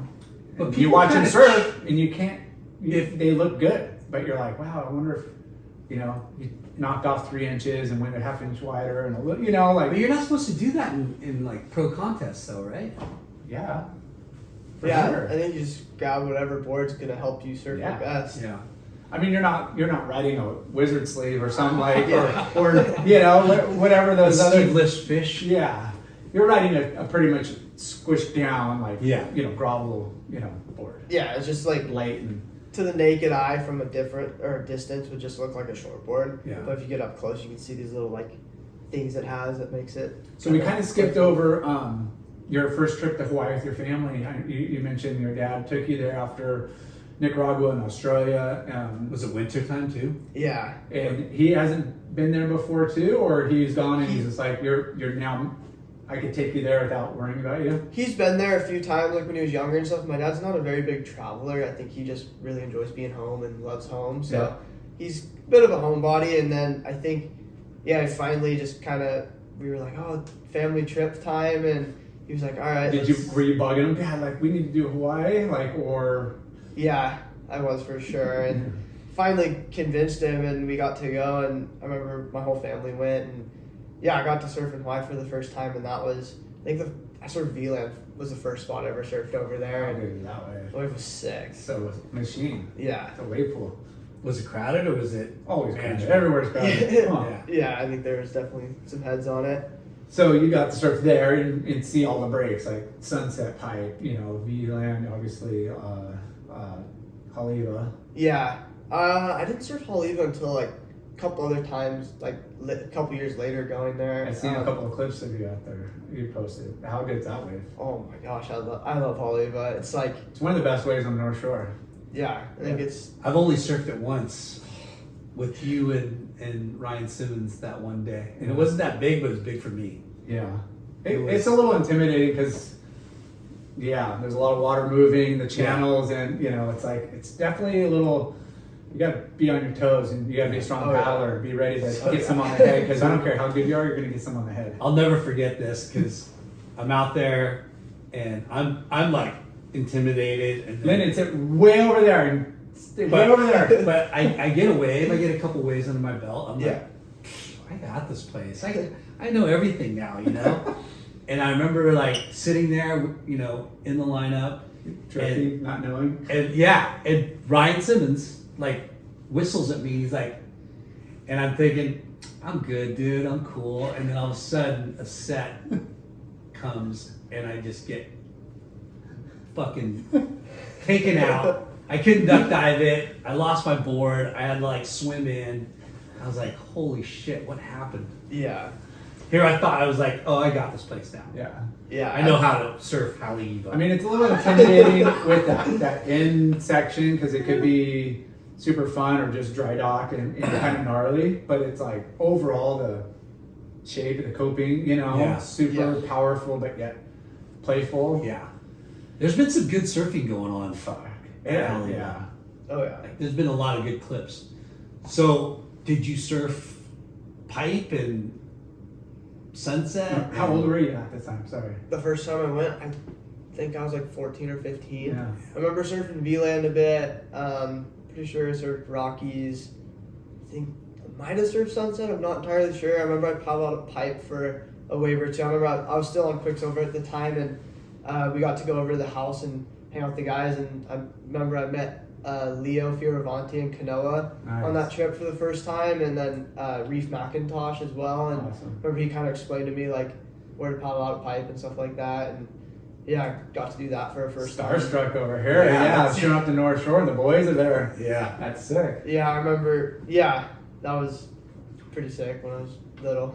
Because, you know, again, like, you watch it a million times on video and in the contest and stuff, and you're there and you're like, wait, this is Pipe? This is it? Breaks like right there? Like, Yeah. you know, it's such a different like perspective when you're like watching it live and like, it could be 5 foot or 15 foot. Yep, it breaks right there. Yeah. Just, If, Yeah. if you were to go there and because you've seen it in magazines, you've seen it in video, but if you go there and it's small and you're like, you like, where does it break? What, You have to And see then you it walk small into a and shop. you have to see it big. 'Cause Yeah. that's where it gives you that. But it's so Perception. like, mind blowing when you see it small and then you walk into like a surf shop and you see how big it gets. You're like, what? Yeah, because when it's small, it just looks like a little like rippable kind of wave. It Yeah. doesn't look like Yeah. anything menacing Yeah. like when it's big. Oh yeah, high tide, small. Like you're gonna see air games and guys ripping and like playful, and then once it gets proper, it's like So shallow. you were telling us about your other adventures. You went to J-Bay. Yeah. Yeah. Yeah, a couple summers ago with Lucas Ostin, my friend Marley, and then Luke and Aldo. Yeah. Yeah, it was a sick You trip. guys got it pretty good. Yeah, it was. That's where you broke your ankle, right? Yeah, I was pumping. We scored like all trip. I think we had like 3 really good swells while we were there, and then unfortunately, trip was cut short at the very end. I broke my ankle on an air on like a knee-high wave.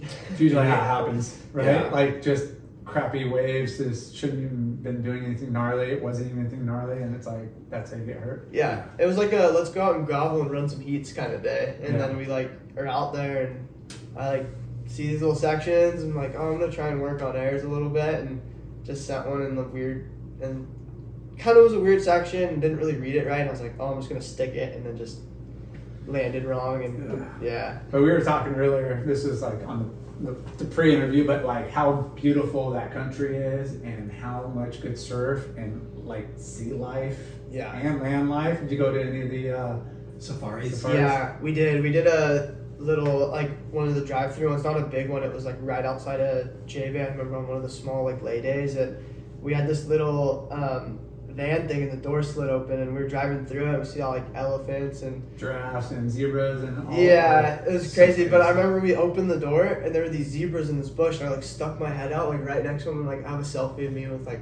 right next to these zebras. No way. Yeah. I have, In the wild. Yeah, I have video and photos of Benji. Like we got out and these giraffes were like, I mean, we could walk them. That's how tall their bellies were. They're like bellies are at 6 feet. Walk under them. Like they tell us not to. We couldn't because you're worried about getting kicked, but we were that close.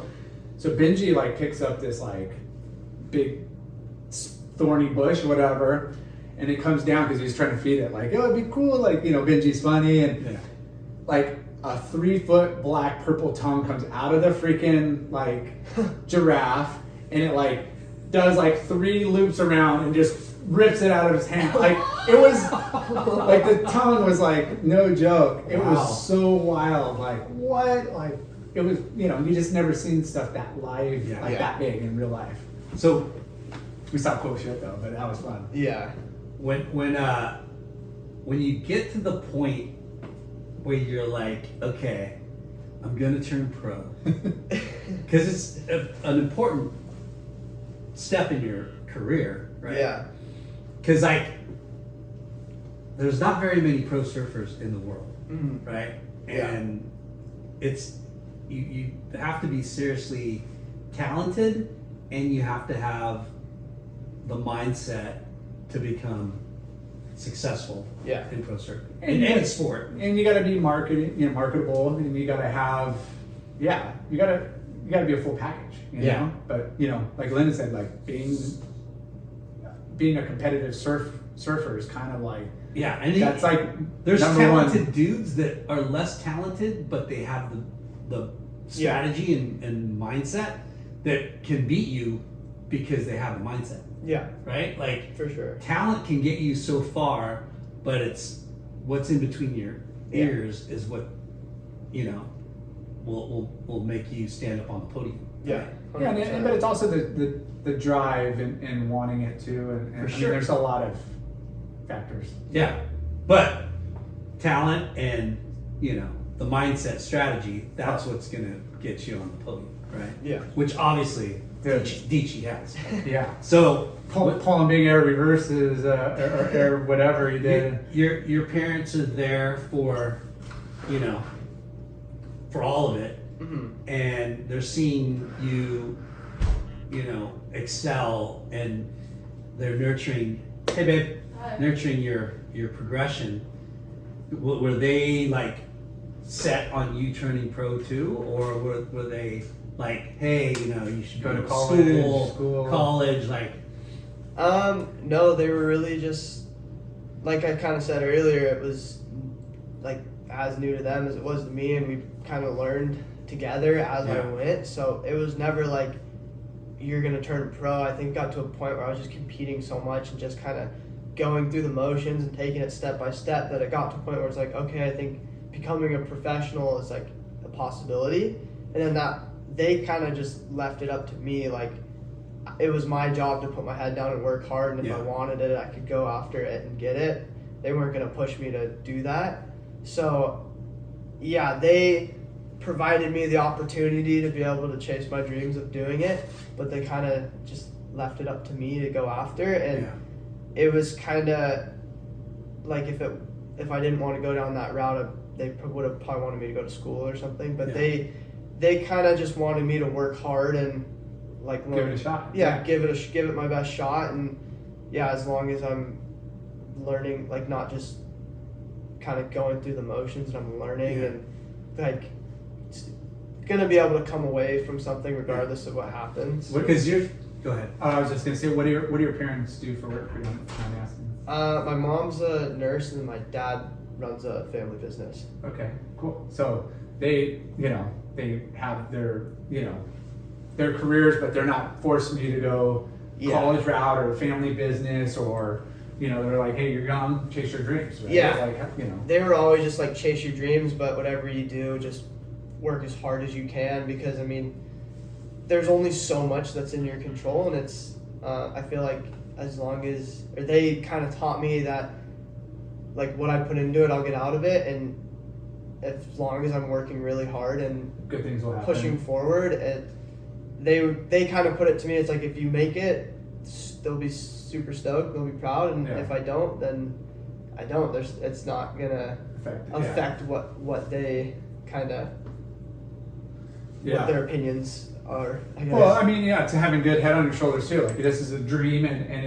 it's attainable. But Yeah. you got to have a backup plan. And Yeah. what other interests do you Yeah. have? Like The thing that I like to accentuate or like really highlight is like there's so many talented people, talented surfers, and there's certain things that they do or learn or work at that make them even a better competitor, right? Yeah. Because you could be the best free surfer in the world, Jay Larson, and not be a great competitive surfer, Yeah. Jay Larson. But I think I got burnt out because here we are. You're watching the World Championship events at The best waves. at the best waves in the world, and I'm Yeah. flying to Uruguay, Argentina, Brazil, or Turkey and England, Yeah. and you're flying halfway around the world, and you're surfing 2 foot, slop, Yeah. 1 foot, or and it's not really the best surfer that comes out of it. It's the best, Competitor. hustler, 100%. the guy that could. It was just like you're, a couple of few years of that, you're like, I just want to go surf good waves, Yeah. For And sure. at that time, Especially if you can make money. that was the thing. It's like, okay, so if I'm making 30, 40 grand a year in contest earnings, I'm spending 30, 40 grand on travel to get those events. Yeah, it was cool. Got to see the world, but my sponsors didn't care, Yeah. like, cause at that same time I had, video and photos, and I was getting exposure other ways. And, I just got to a point where I'm like, I just want to go surf good waves. Yeah. Are you guys gonna still support me? And they're like, contest is cool if you make it, cool if you don't. We're still gonna pay you the same, and we're still gonna give you incentives. So it's like, Yeah. I just wanted to go have fun with friends and go to cool places, because we go somewhere killer, and then you're there with 200-300 guys of the best surfers in the world competing for that week, and then you're out and you're going to somewhere else. So your taste of the vibe of the place, is kind of like jaded a little bit based on your results, and you kind of like, well, that was really beautiful and special place. I want to go back when it's not that event, or a different time of year. So that would, again, going back to you, I probably could have stuck my head down and done some more events and pushed forward. But at the same time, I was like, man, I just want to go spend time with friends in really cool places, and Yeah. it benefited in Yeah. both ways. But it's hard, the contest scene is it's an emotional roller coaster. You got to learn how to take the beatings and the wins and Yeah. stay kind of level keeled. I feel like I found out you have to get a lot more used to losing than winning because you lose a lot more than you win in surfing. Yeah, and I mean, again, like Jay Bay was a 2-star.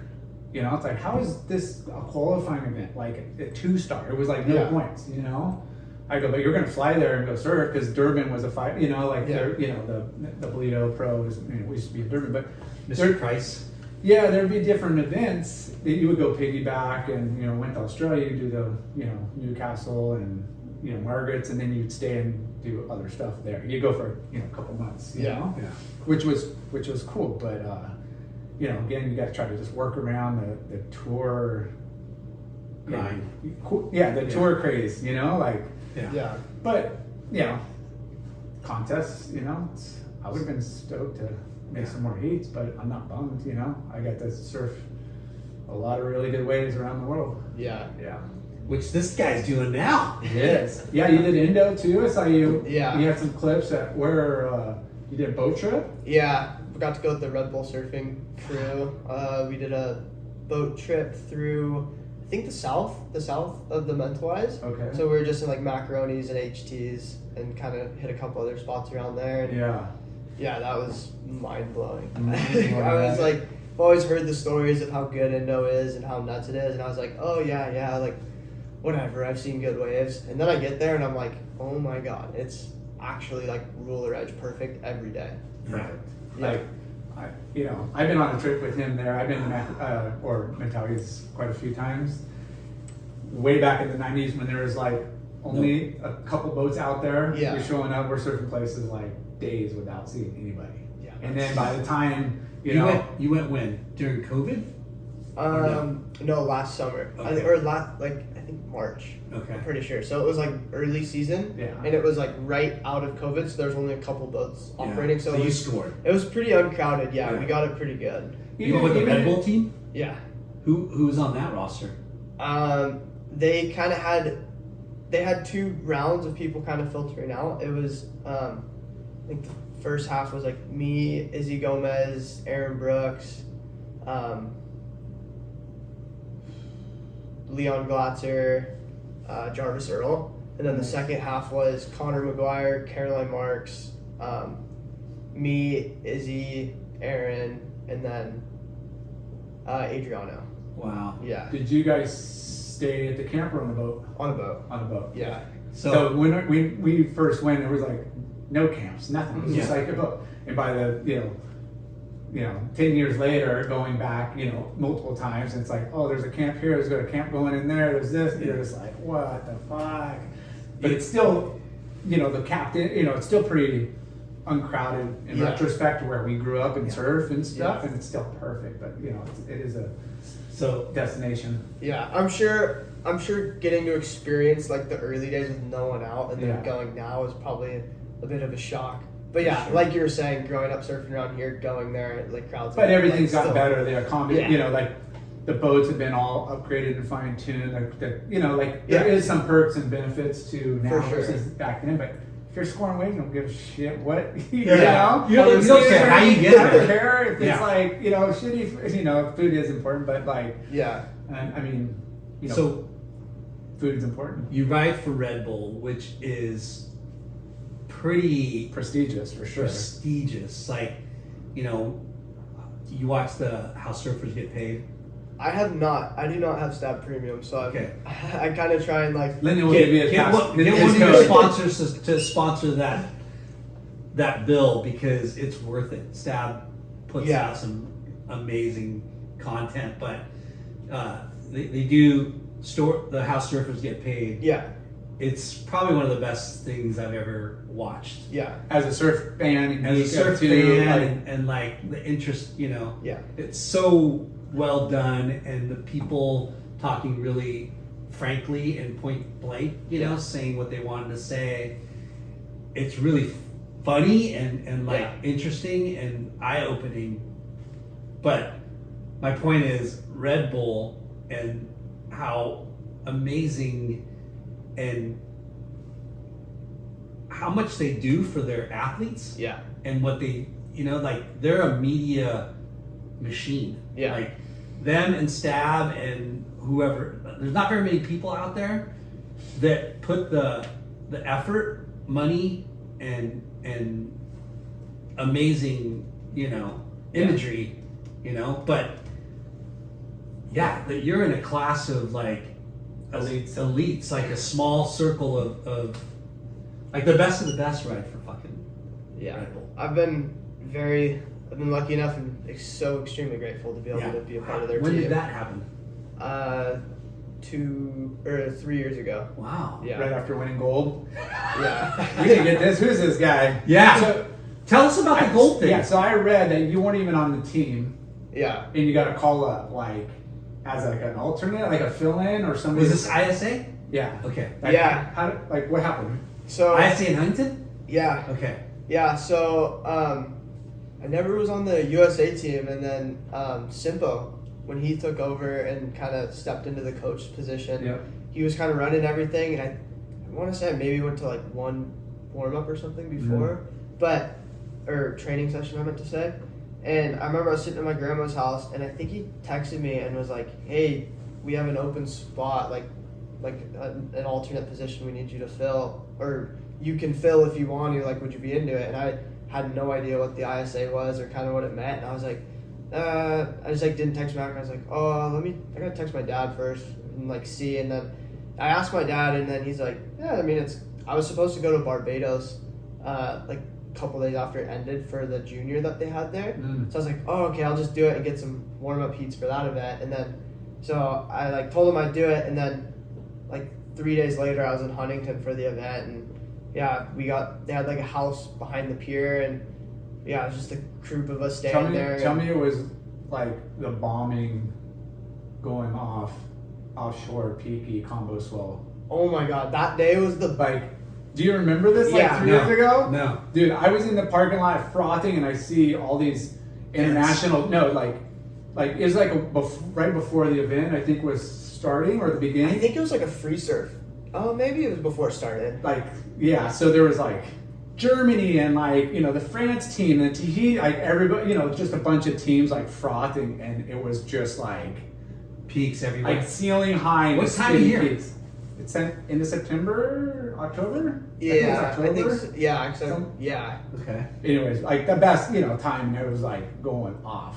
Yeah, that's so funny you bring that up, because I clearly remember that day as like the best Huntington I've ever surfed. Yeah. I remember we were like saw it was offshore, and I was like, what? It's like offshore. I've never surfed it down here like that. And I remember a group of us we were like, oh, let's go free surf. We ran down, and I remember paddling out and just like getting a couple waves that were like okay. And I remember I took off, I think on Pure Bowl, and then got like barreled on a right, like super far down the beach. Yeah. And like came out, and I was like, That just happened. I like could not believe that I just got like a signal Huntington, tube yeah. next to the pier down It there. was no joke, like really good. Yeah. Yeah. Yeah. But So that was you- the event. Now, it wasn't like that the whole event, but you guys got Yeah. good, decent waves, so you get the call up.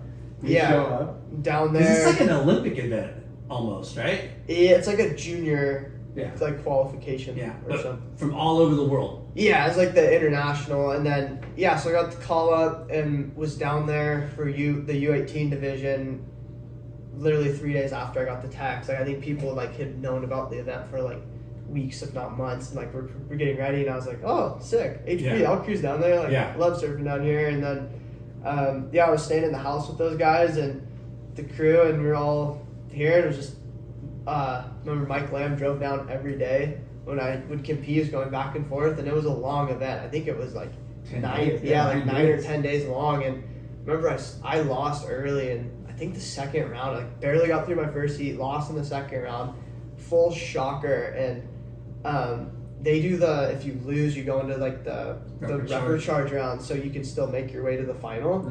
And I remember I was like kind of upset. I was like, oh, like thought I was like just wanted to surf heats, and I was like, all right, sick. Well, I get to surf more heats now, and remember the reprecharge rounds were 15-minute heats, and I think I had to surf like 15 heats or 11 Wow. heats, something crazy like Wow. that. And, So you made to the final? yeah, and it was just like because you're at the bottom of the bracket from then on out, and you Yeah, gotta kind of and- keep Yeah. going against seeded guys. Yeah, because like every round it's like offset because the losers of that round go down and then you like move up and Yeah. surf against Which is them. really cool because I think you want to give ample opportunities For something like that, Yeah. where there's people flying in from different parts of the world. yeah, Yeah. and you want to you want a 2-week event, Yeah. 10 days. Yeah. So you had to surf like 15 heats. Yeah. I think it was between 10 and 15, somewhere around Yeah. that number.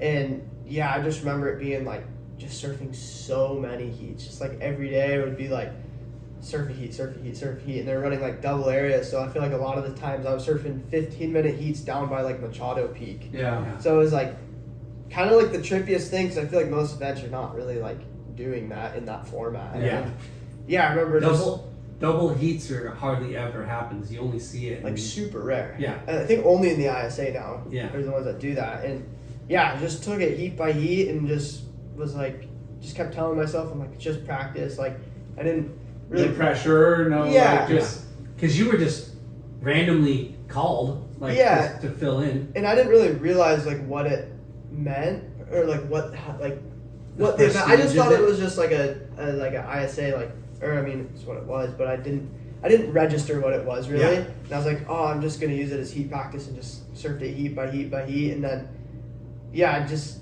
honestly just feel like I kind of shut my brain off and just surfed heats, and then knew I made it to finals day and was like, oh, this is kind of crazy. And then I remember my mom and I think my little brother came down to watch 'cause I think my dad was working, and yeah, I ended up being able to get a couple lucky waves in the final and got to who come away with it. anybody in the final that Do we know? yeah, like notable names.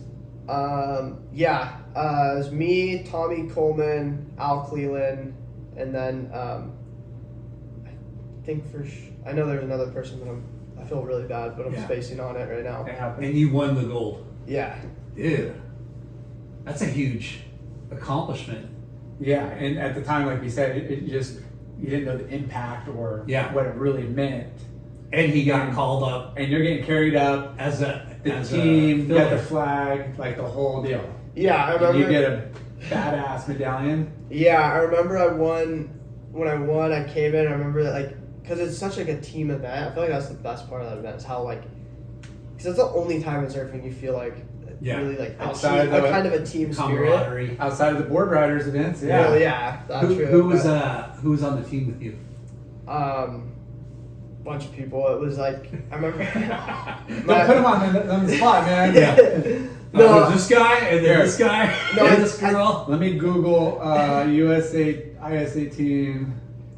I think off the top of my head, I'm pretty sure it was. I think it was me, Taro, and Tommy Coleman were the U8 team, and then I think I know Ryan Huckabee was Nice. in U16, and I'm pretty sure U16. And I think Nico Colai as well, and then Taj Lindblad. So yeah, I think that was the team. Then It's kind of cool that we're talking to you about like surfing and the future of surfing because it's like Taro, Taj Lindblad, Cade Madsen. I forget the other guys you were saying, but these are like the names that you hear all the time. Yeah. Zoe, Caitlin Simmers, Right? Taj, Ryan Huckabee, Yeah, Ryan Huckabee. in I mean, Florida, but yeah. I've been talking to him a little bit too, like to get him on the podcast too. Coleman, yeah. I you mean, have to, yeah. He's Yeah. one of my really, really close friends. Like Awesome. he's actually in my house right now. He's staying with me right Oh now. shit! You should have told me to come down. Yeah, that was so crazy. He just put out an edit, right? Yeah, and Could have been I your carpool partner, bro. I know. Atlantic You should something. have went and surfed or- the pier and then came back. Could have been pulling some. But he leads rides and- for Keckley, right? Yeah. Yeah. Yeah, Keckley on. Yeah, we had Keckley on. Oh, sick. Yeah. Keck Air. We're kind of a big deal, dude. Yeah. That's his comment over there. Oh, We're really? kind of a big deal.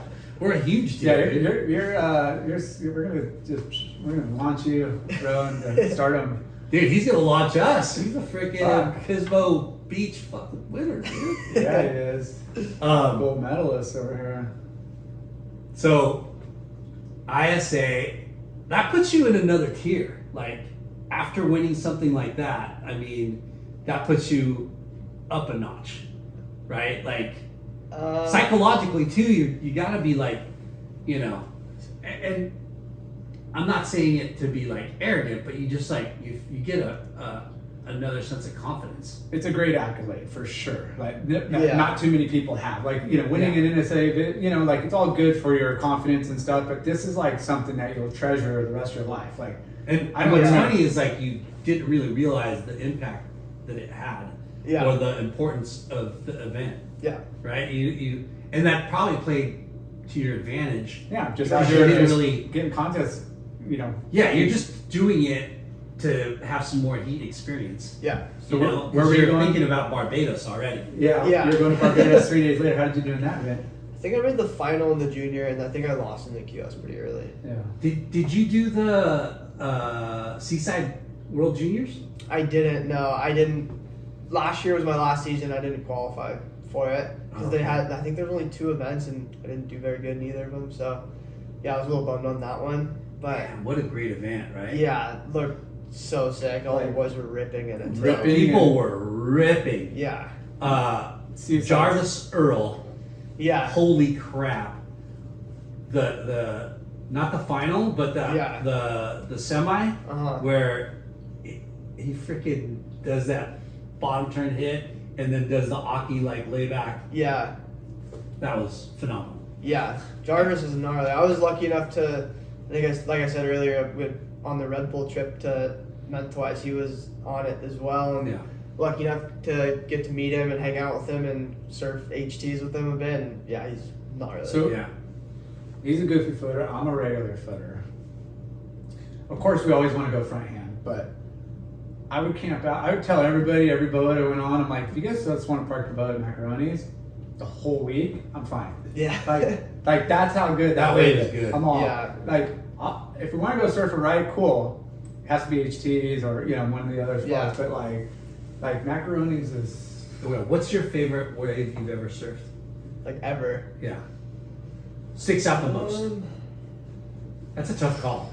That is a hard one for sure. Yeah.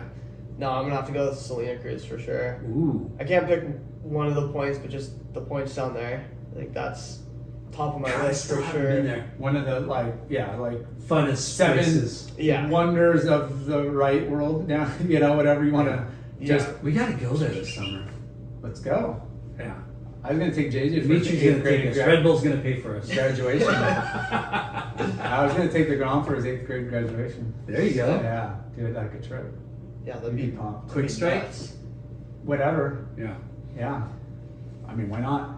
I want to go just as much as he does. Yeah. You need a chaperone, so who's gonna video me? So you got on board with O'Neill when you were 14. 16. 16. Yeah. I've been riding for them for 4 years now. Yeah. And how did that come about? Roberts, my shaper. Yeah. He worked with O'Neill, rode for O'Neill for a long time, and I was just kind of at a point. He's a good surfer too? Yeah, he rips Nice. too. Big dude. Yeah. Rips. Yeah, I was at a point when I was younger. It was like kind of just ready for a change a bit. Needed some other stuff, and O'Neill came along, and very, very grateful for those guys. Yeah.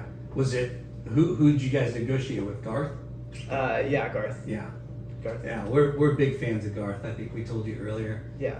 Like he's awesome and He's so just many so people. low key, but yet so involved in so He's many a puppet things. master. Yeah. Like when you don't realize it, but then when you think about it, you're like, holy shit! Like he's played some serious roles in marketing and the success of these athletes. Oh yeah. Holy crap! Yeah. He's a big influence. For sure. You surfed Slater's Pool, I saw. Was Yeah. that O'Neill or Red Bull trip? Friend? Red Bull, and then also a family friend. Yeah. Yeah, he psyched on the pool, so we've got to go up with him a couple times. Yes. It's always good to have rich friends, huh? Yeah. It's always nice to have some filthy rich friends that can afford that shit. We haven't talked about the wave pool in a while. Yeah, it's kind of good. Yeah. We don't need to talk about it every time. No. But since he's been there, we'll talk about it. Yeah. So when did you surf it first? A couple of years ago was the first time. Yeah, that was crazy. What time of the year? I think I was in a wetsuit. Okay. I don't think it was freezing. I think it was like changing seasons probably. Okay. Yeah. Because we've been in both, where it's freaking hot as hell and cold Freezing. as the North Pole. We didn't get it as cold as it can get. It was cold, but not as cold as it can get. Yeah. So you went. What were your expectations? Did you know? Like, did you talk to a lot of people about it, or?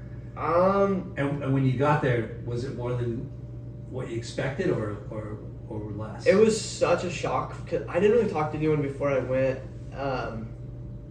I feel like I was the last person to ever surf a wave pool because I feel like there were so many clips and everyone was going to these wave pools and I just like I never made it to Waco and You still haven't? No, I've been, You've but been, at okay. the time At I the time. hadn't and I was like, geez, I really want to surf a wave pool. Like I even remember I had a dream of getting to surf a wave pool and I like just remember it being weird, like the wave was weird and I was like, oh my god, I just want to feel what it's like to surf in a pool. And like super unexpectedly, like the little trip up there worked out and got to go up there and it was the first wave pool I got to surf and it was pretty It's amazing, pretty right? crazy. Yeah.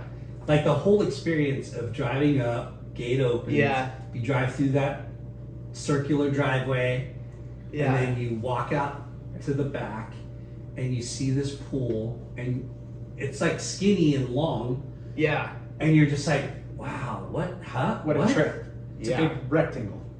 It's a big rectangle, and then when you see that first wave coming at you, you're like, what? I think the craziest thing is hearing the plow start up. Like before the wave, you hear that all that crazy mechanical noise, and then you Yeah. just see this like wall coming towards you, and you're like, just perfect wave. Yeah, and as it's coming at you, you're like, that's a perfect wave. Yeah. It's like, we always talk about, scoring waves is first and foremost, like whether you're on a boat trip or just, land somewhere, but like, same with the wave. Like, if that wave didn't have all those amenities, it would still be like Yeah.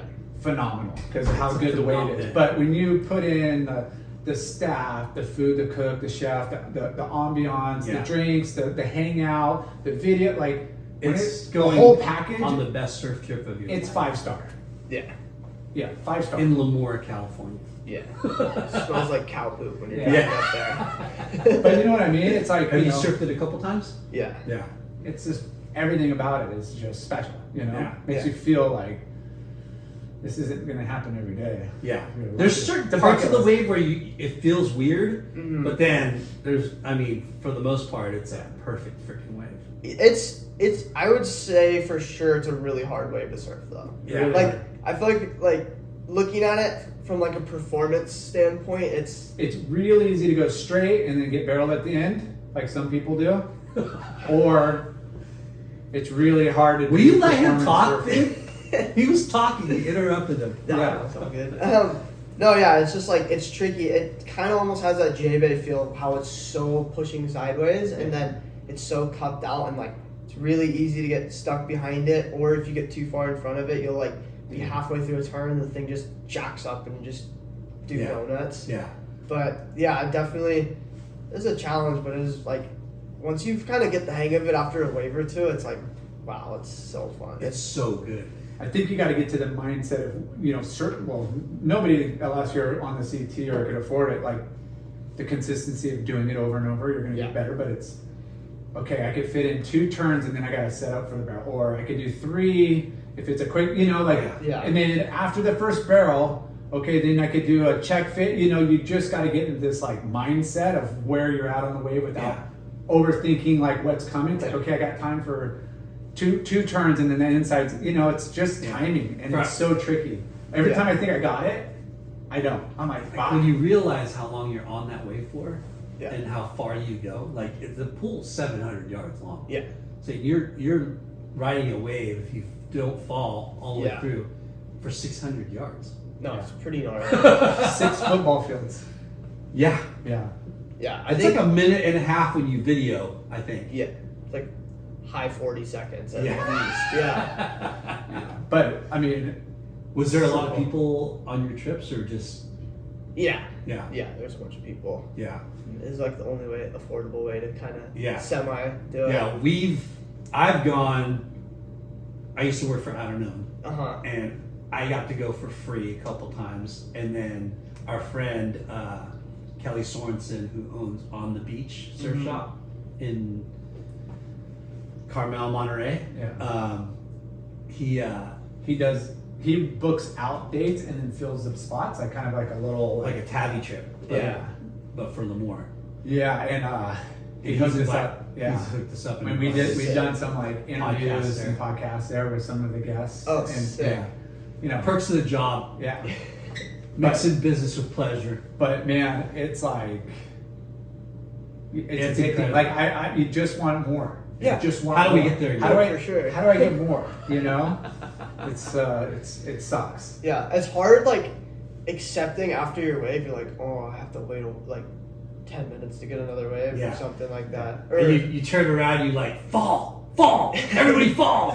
yeah. Yeah, it's a you know, It's it's a- stressful. It's like the only wave in the world you're not rooting your friends on. I know, right? You're like, all right, you can fall now. Yeah. Fall. You're like, go fall, oh. And there's been sessions where you might, you know, pick up a lot of Yeah. waves where people have fallen or missed it, and in some sessions everybody makes their wave, and you're yeah, like you're Yeah. allotted your certain waves or your half waves, Yeah. and that's it, and that's all I got them sometimes. And I'm like, and then there's been other times where it's like, oh, Yeah. I just cherry picked like 4 more, like what? Yeah. So the outer known employee days, like there's hardly any good surfers that work there, and I basically got every single wave that I paddled for. No way. In one day, I would probably get like 20 to 30 waves. It was crazy. But the only time I've ever paid, I only got 4 waves, and I fell on 2 of them. And missed one. Or no, that was with our trip. I watched them. I'm like, how do you miss? I've missed 2 Yeah. waves there. Yeah. How gut wrenching is that? Yeah. Like, you've never experienced it, I'm sure. Well, the first time I ever went up there, I got to go on the first wave of the day. Oh shit. And it was like sheet glass. Yeah. And I'm like, oh my god, this is it. It's like, That's a lot of get pressure. to surf a wave pool, first wave of the day, it's gonna be glassy. And I remember, I think I dropped in, I think I did like 2 snaps, and then I didn't realize I was gonna barrel. I went up to do another snap and just face planted.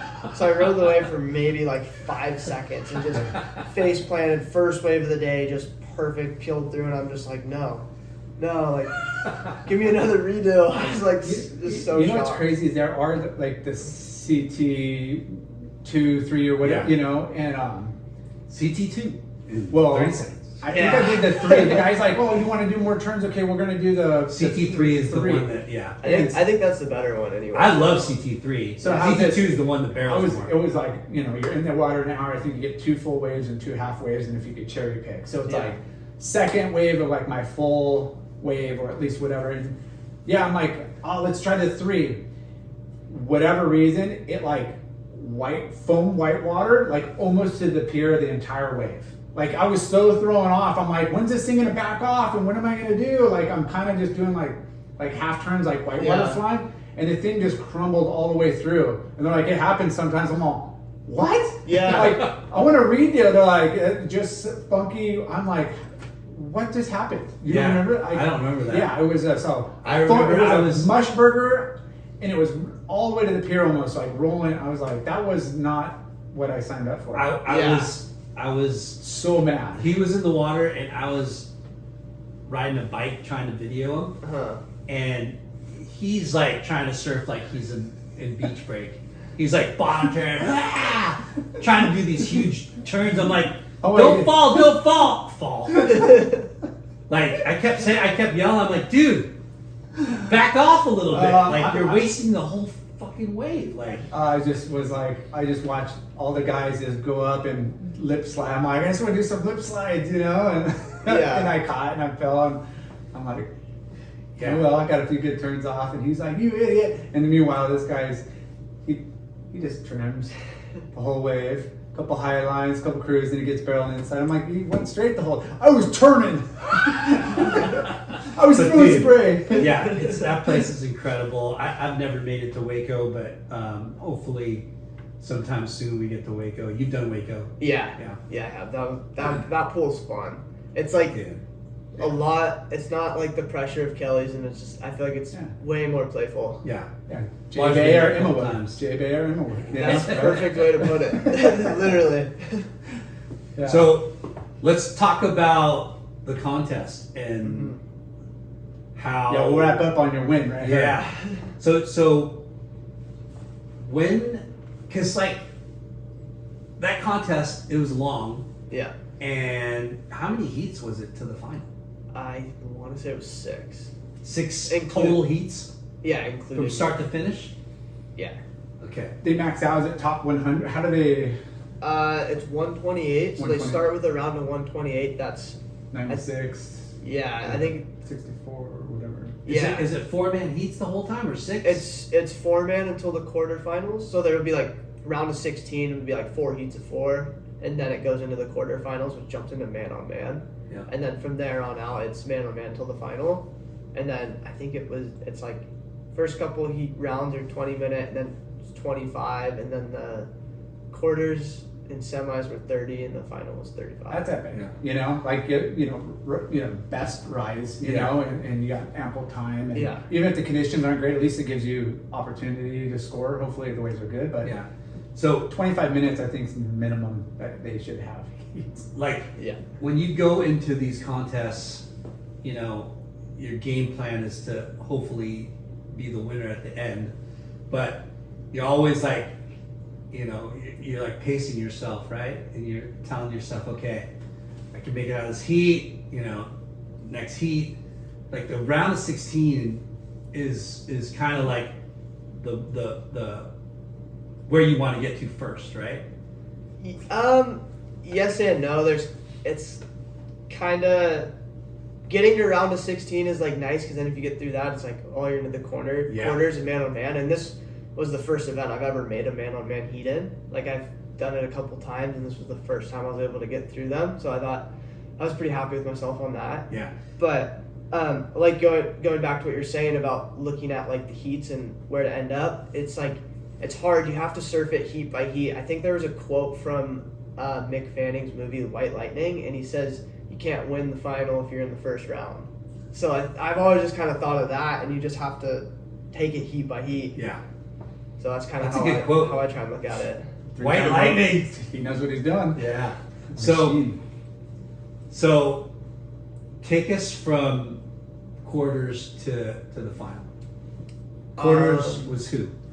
Quarters was with Josh Burke was in the first one, and yeah, that was a confidence booster because I had that clutch moment at the end with the air reverse, and then like I said, it was the first man on man heat I've ever been able to make. So that was a big goal of mine. I was like, all right, I got to get through the man on mans because that was the first I've ever made it in a QS was quarters. So that was like quarters goes man on man. So I was like, I just got to get through that one. So that was the first one, and then semis was against Crosby, and then that was a fun one because I've been competing against Crosby, Colapinto. Yeah. And he's been fucking ripping. Yeah, he's gnarly. He's been a beast. Yeah, he's a tiny bit older than me, and we've always competed against each other when we were younger. And I've always like kind of like looked at Crosby like, he's like one of the gnarliest guys in our generation or my generation. So I'm like, I was pretty happy to be able to get to surf a heat against him, man on man. Yeah, you want as bad as you want to win, and you want to win against the best, anyways. Yeah. So it's like the win's a win. You'll take it no matter what. But when you win against the guys you respect, Look up to, to, it's like makes it that much more. So how was that? That's semis. Yeah. Okay. It was semis. And who was Evan pitted against in the semis? Do you remember? I think Levi Slauson. Okay. Fuck, heavy finals. Yeah. Heavy semis. Yeah. Like you, Evan, Levi, and Crosby. That's. I mean, if it was That's a gnarly. if it was a four-man, semis. like that would have been the final. Yeah. For sure. So was what was how's Crosby surfing? I didn't see that heat. What was can you give us like do you remember what the scores were, or like how the waves were and what you did, or? Yeah, I remember the waves were pretty slow. It kind of, the first couple days of the event was like kind of big, kind of fun, breaking like out past the pier, and then as the contest progressed, it kind of got smaller, but it was kind of clean, just like fun, kind of rippable waves. And then the last day got like classic Pismo, like small Double ups. wind swell, gurgly, like these weird little peaks into the pier. And yeah, I remember that was a super slow heat, and I got 2 quick ones next to the pier and just kind of got my scores under the belt. And then I remember it just heat got real slow, and just those kind of 2 lucky ones I got kind of helped me get through it. And then knowing that you know, hearing the final horn on the semi go, and you're like, holy crap, I just beat Crosby and I'm in the final of this big event. So yeah, it's definitely a bit of a emotional roller coaster. No, I mean, it didn't really start till later. I just kind of made the final. I was like pretty stoked, kind of a little celebration on the inside a little bit, and kind of was like just pushed it away. I was like, all right, still got work to do. Like, hopefully. You know, is Lamb there, and your dad and your mom and? No, my mom doesn't go up to contests too often. She doesn't really like the stress. She traveled with me to the East Coast this year, so that was really fun. But she's not the biggest fan of being on the beach during them. But my dad cruised up. Mike was up. A bunch of my friends from home came up to support. Yeah, because I mean, so fun. You know, that's the best you've done at this point in any contest, right? Yeah. Yeah, I mean, this big of a stage, right? Yeah. So, I mean, if you would have lost, it wouldn't even matter, right? Like, you would have been bummed, but you're still like, holy shit, I still big accomplishment, still got like, you know, the points you're looking for, the money's probably really good still. I mean, anytime you make it to finals day, that's a huge win, right? But winning is the icing on the cake. Yeah. The cherry on top. So you get on the beach, like Lamb's like, what are they saying to you? This is after the semis, right? Yeah.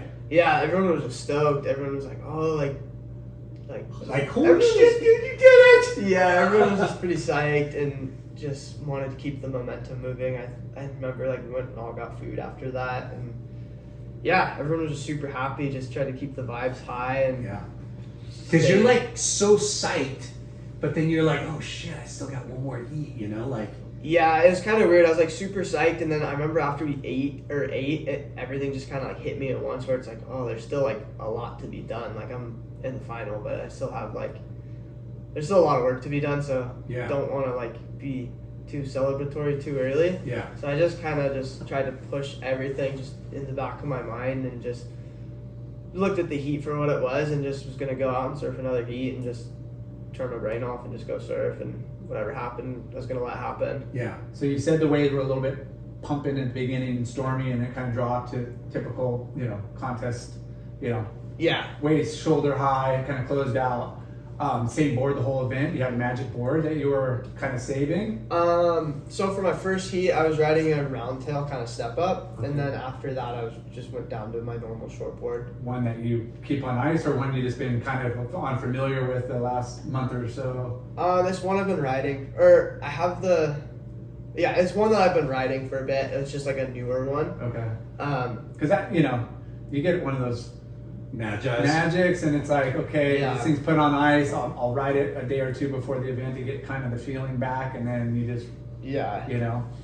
No, I've never really been one to put boards on ice. I've kind of been more of like a board works good. I just want to ride it. I just want to go ride, just have fun, just go surf it, and if it's working good, just utilize it, and then just I like to have like a backup at least and know that they both feel good, so I'll ride them both, and then like, all right, they both are good. Yeah. But this one after this event, I kind of threw it on ice for a little bit, so. Because I think Slater leaves magic boards at that spot where he goes back and keeps them there. And you know, like, well, this worked good for maybe I'll just leave it here. And Gabriel, like, I heard, he doesn't even travel with boards. He doesn't travel. He gets boards sent to the spot. Really? Yeah. I'm Who doesn't ride them? I'm I mean, rides them there. Like, Yeah. What? I'm pretty sure that traveling with a bunch of boards kind of deteriorates them quicker. Yeah. Just because like Yeah, having wear all and that tear. much weight in like in a board bag, if you have like 4 or 5 boards, it's heavy. It's like Yeah. what 45, And you 50 got the pounds. chances of them getting jacked up, but like, Yeah. I mean, traveling bags with bags, they fucking suck. Yeah. You know? Like, I don't care how buff you are, or if it's got wheels or whatever, it's still freaking a giant Yeah. mess. It's still Yeah. you're hauling. You're a Gabriel lot of shit. Medina, and you're like, ship like 8 boxes of 20, 30 boards. I'll see them when I get there. Perfect. Sign me up. Yeah. So you had a good magic board or one you were super comfortable on, and you didn't have to resort to, A a grovel. grovel or a backup, Yeah, I just kind of stayed on the same short board for. which is Do you have a ritual that you go before a heat, or you just turn your brain off? No, I just not necessarily turn it off, but I just try and just go out and just catch my waves, and just not overthink it. That's Yeah. you thinking about coaching some 40-something-year-olds? Might need some help. No, but yeah, I mean, there's always certain things that superstitions or a routine that people Yeah. will do, and yeah, I mean, sometimes if it works for you, then cool. Yeah. It's kind of like the what you learned probably from the ISA contest, right? Like you just gotta kind of go out like you're just in a practice heat, and not put too much, importance on each one until you really need to. But it's crazy how that happened for you at ISA, and then here the one of the biggest contests so far in your life, you make it to the final, and to win to make it to the final is a great accomplishment. To win it is like holy shit, like Yeah. that's the next thing that But propels you to you're only the getting next. first or second no matter what, so you're damn fucking pretty good spot. Yeah. Yeah. For sure. Are your sponsors obviously super stoked? Are you getting incentives in contest results or like Brian Taylor does. like WSL coverage, or like, is there any sort of I think sponsors are happy. That just doing good. I'm not sure with the contract stuff. I'd have to ask Brian. no bonus that just showed up in your account? Whoa, what's that? No, not that I know of. Did you get one of those big giant checks and you nail that up to the wall? I didn't. I was kind of bummed. I was like, oh, They didn't give you a big check. no big check this Ah. time. They should always have that, right? Yeah. Like you gotta drive away, freaking put that on your. Yeah. That's You your. gotta roll into the bank with it. Yeah, roll the bank with it, but then you can use cash this? it, you can put it as your window visor.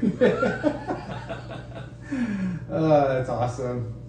I'm just So- looking at a review of the event, and yeah, it got pretty small, and Still contestable at the Contestable. final. Yeah. Yeah, you guys are ripping. Like there's times where you're just like, oh shit, like one turn or one air turns the heat. Yeah. Yeah. For sure. Definitely. I feel like traveling on the QS, you kind of learn to set your bar for wave quality a little bit lower. Just kind of that's just how it is. Yeah. But yeah, I've kind of learned if the waves are remotely chippable, like kind of punchy little pocket, and you can wing some turns, it's good. Yeah. is there you prefer, without giving any secrets away to your competitors, like, do you prefer going right or backside, or does it matter? Like, I mean, some people have their strengths, or prefer, like, I like going backside because I feel like I get higher scores going more vertical backside in a contest. I don't really have a preference. Yeah. I enjoy both. I think if a contest or like if the waves are a certain way for a contest, I just try and look at it and just do what's best for that day. And Yeah. yeah, So like bigger, punchier, obviously avoid groveling.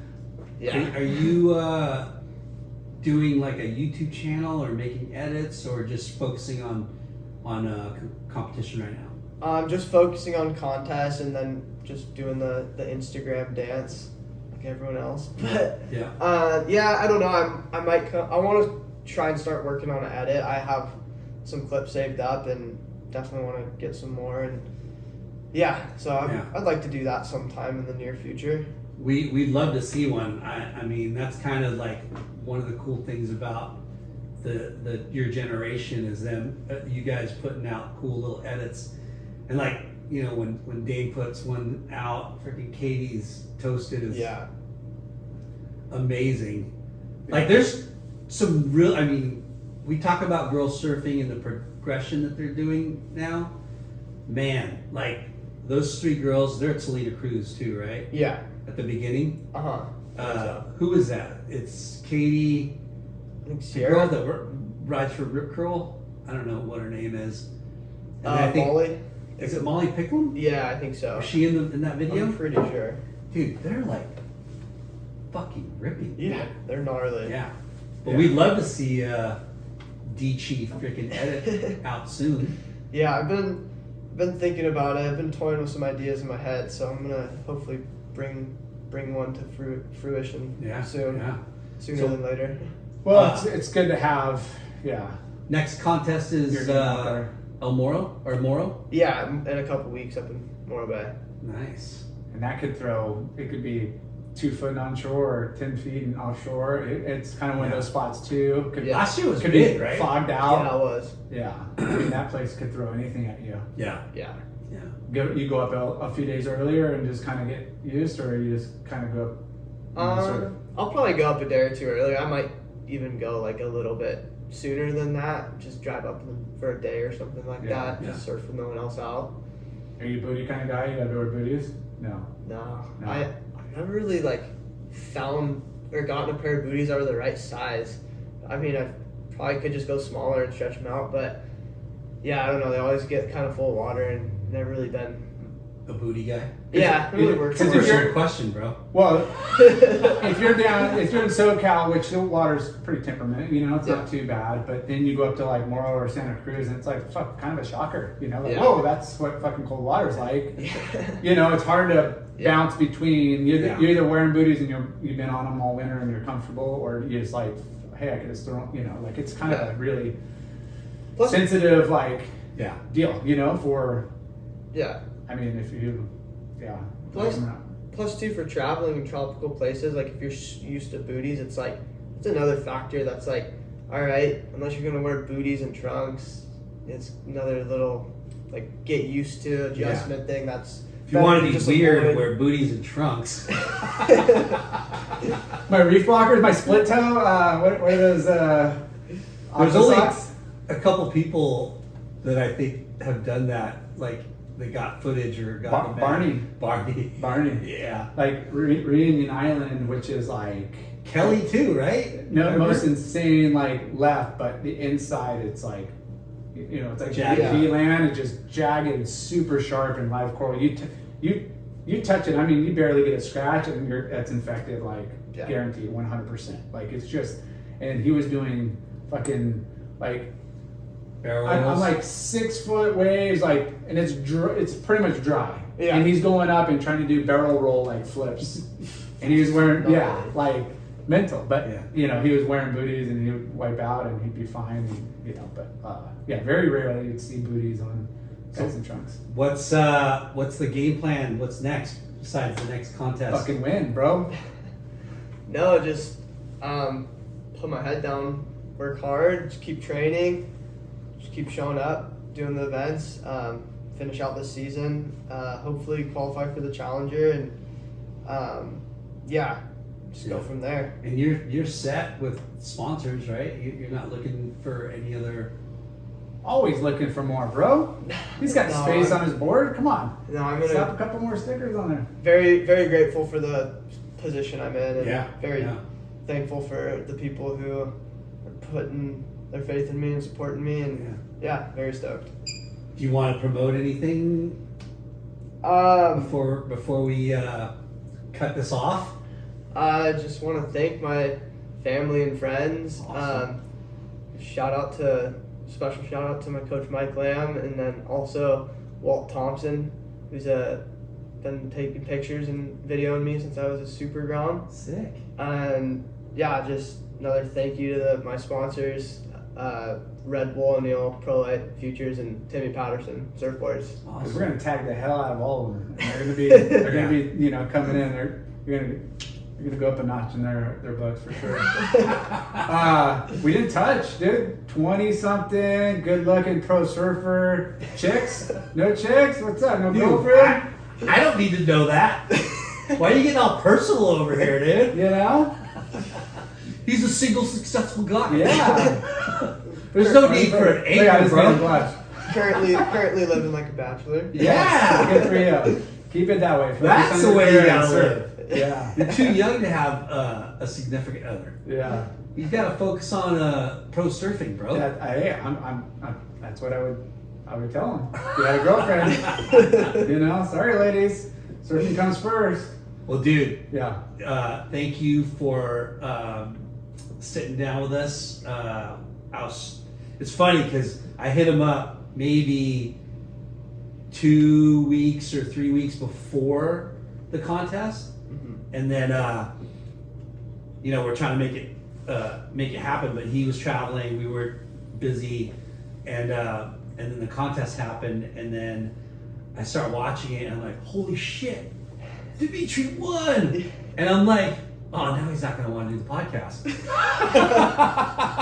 Because I thought, dude, he's going to be busy. He's going to be, traveling. I'm like, dang, like, that's a bummer. Like, I wish we would have got him before, but, dude, No, this is even better. Perfect Yeah. timing.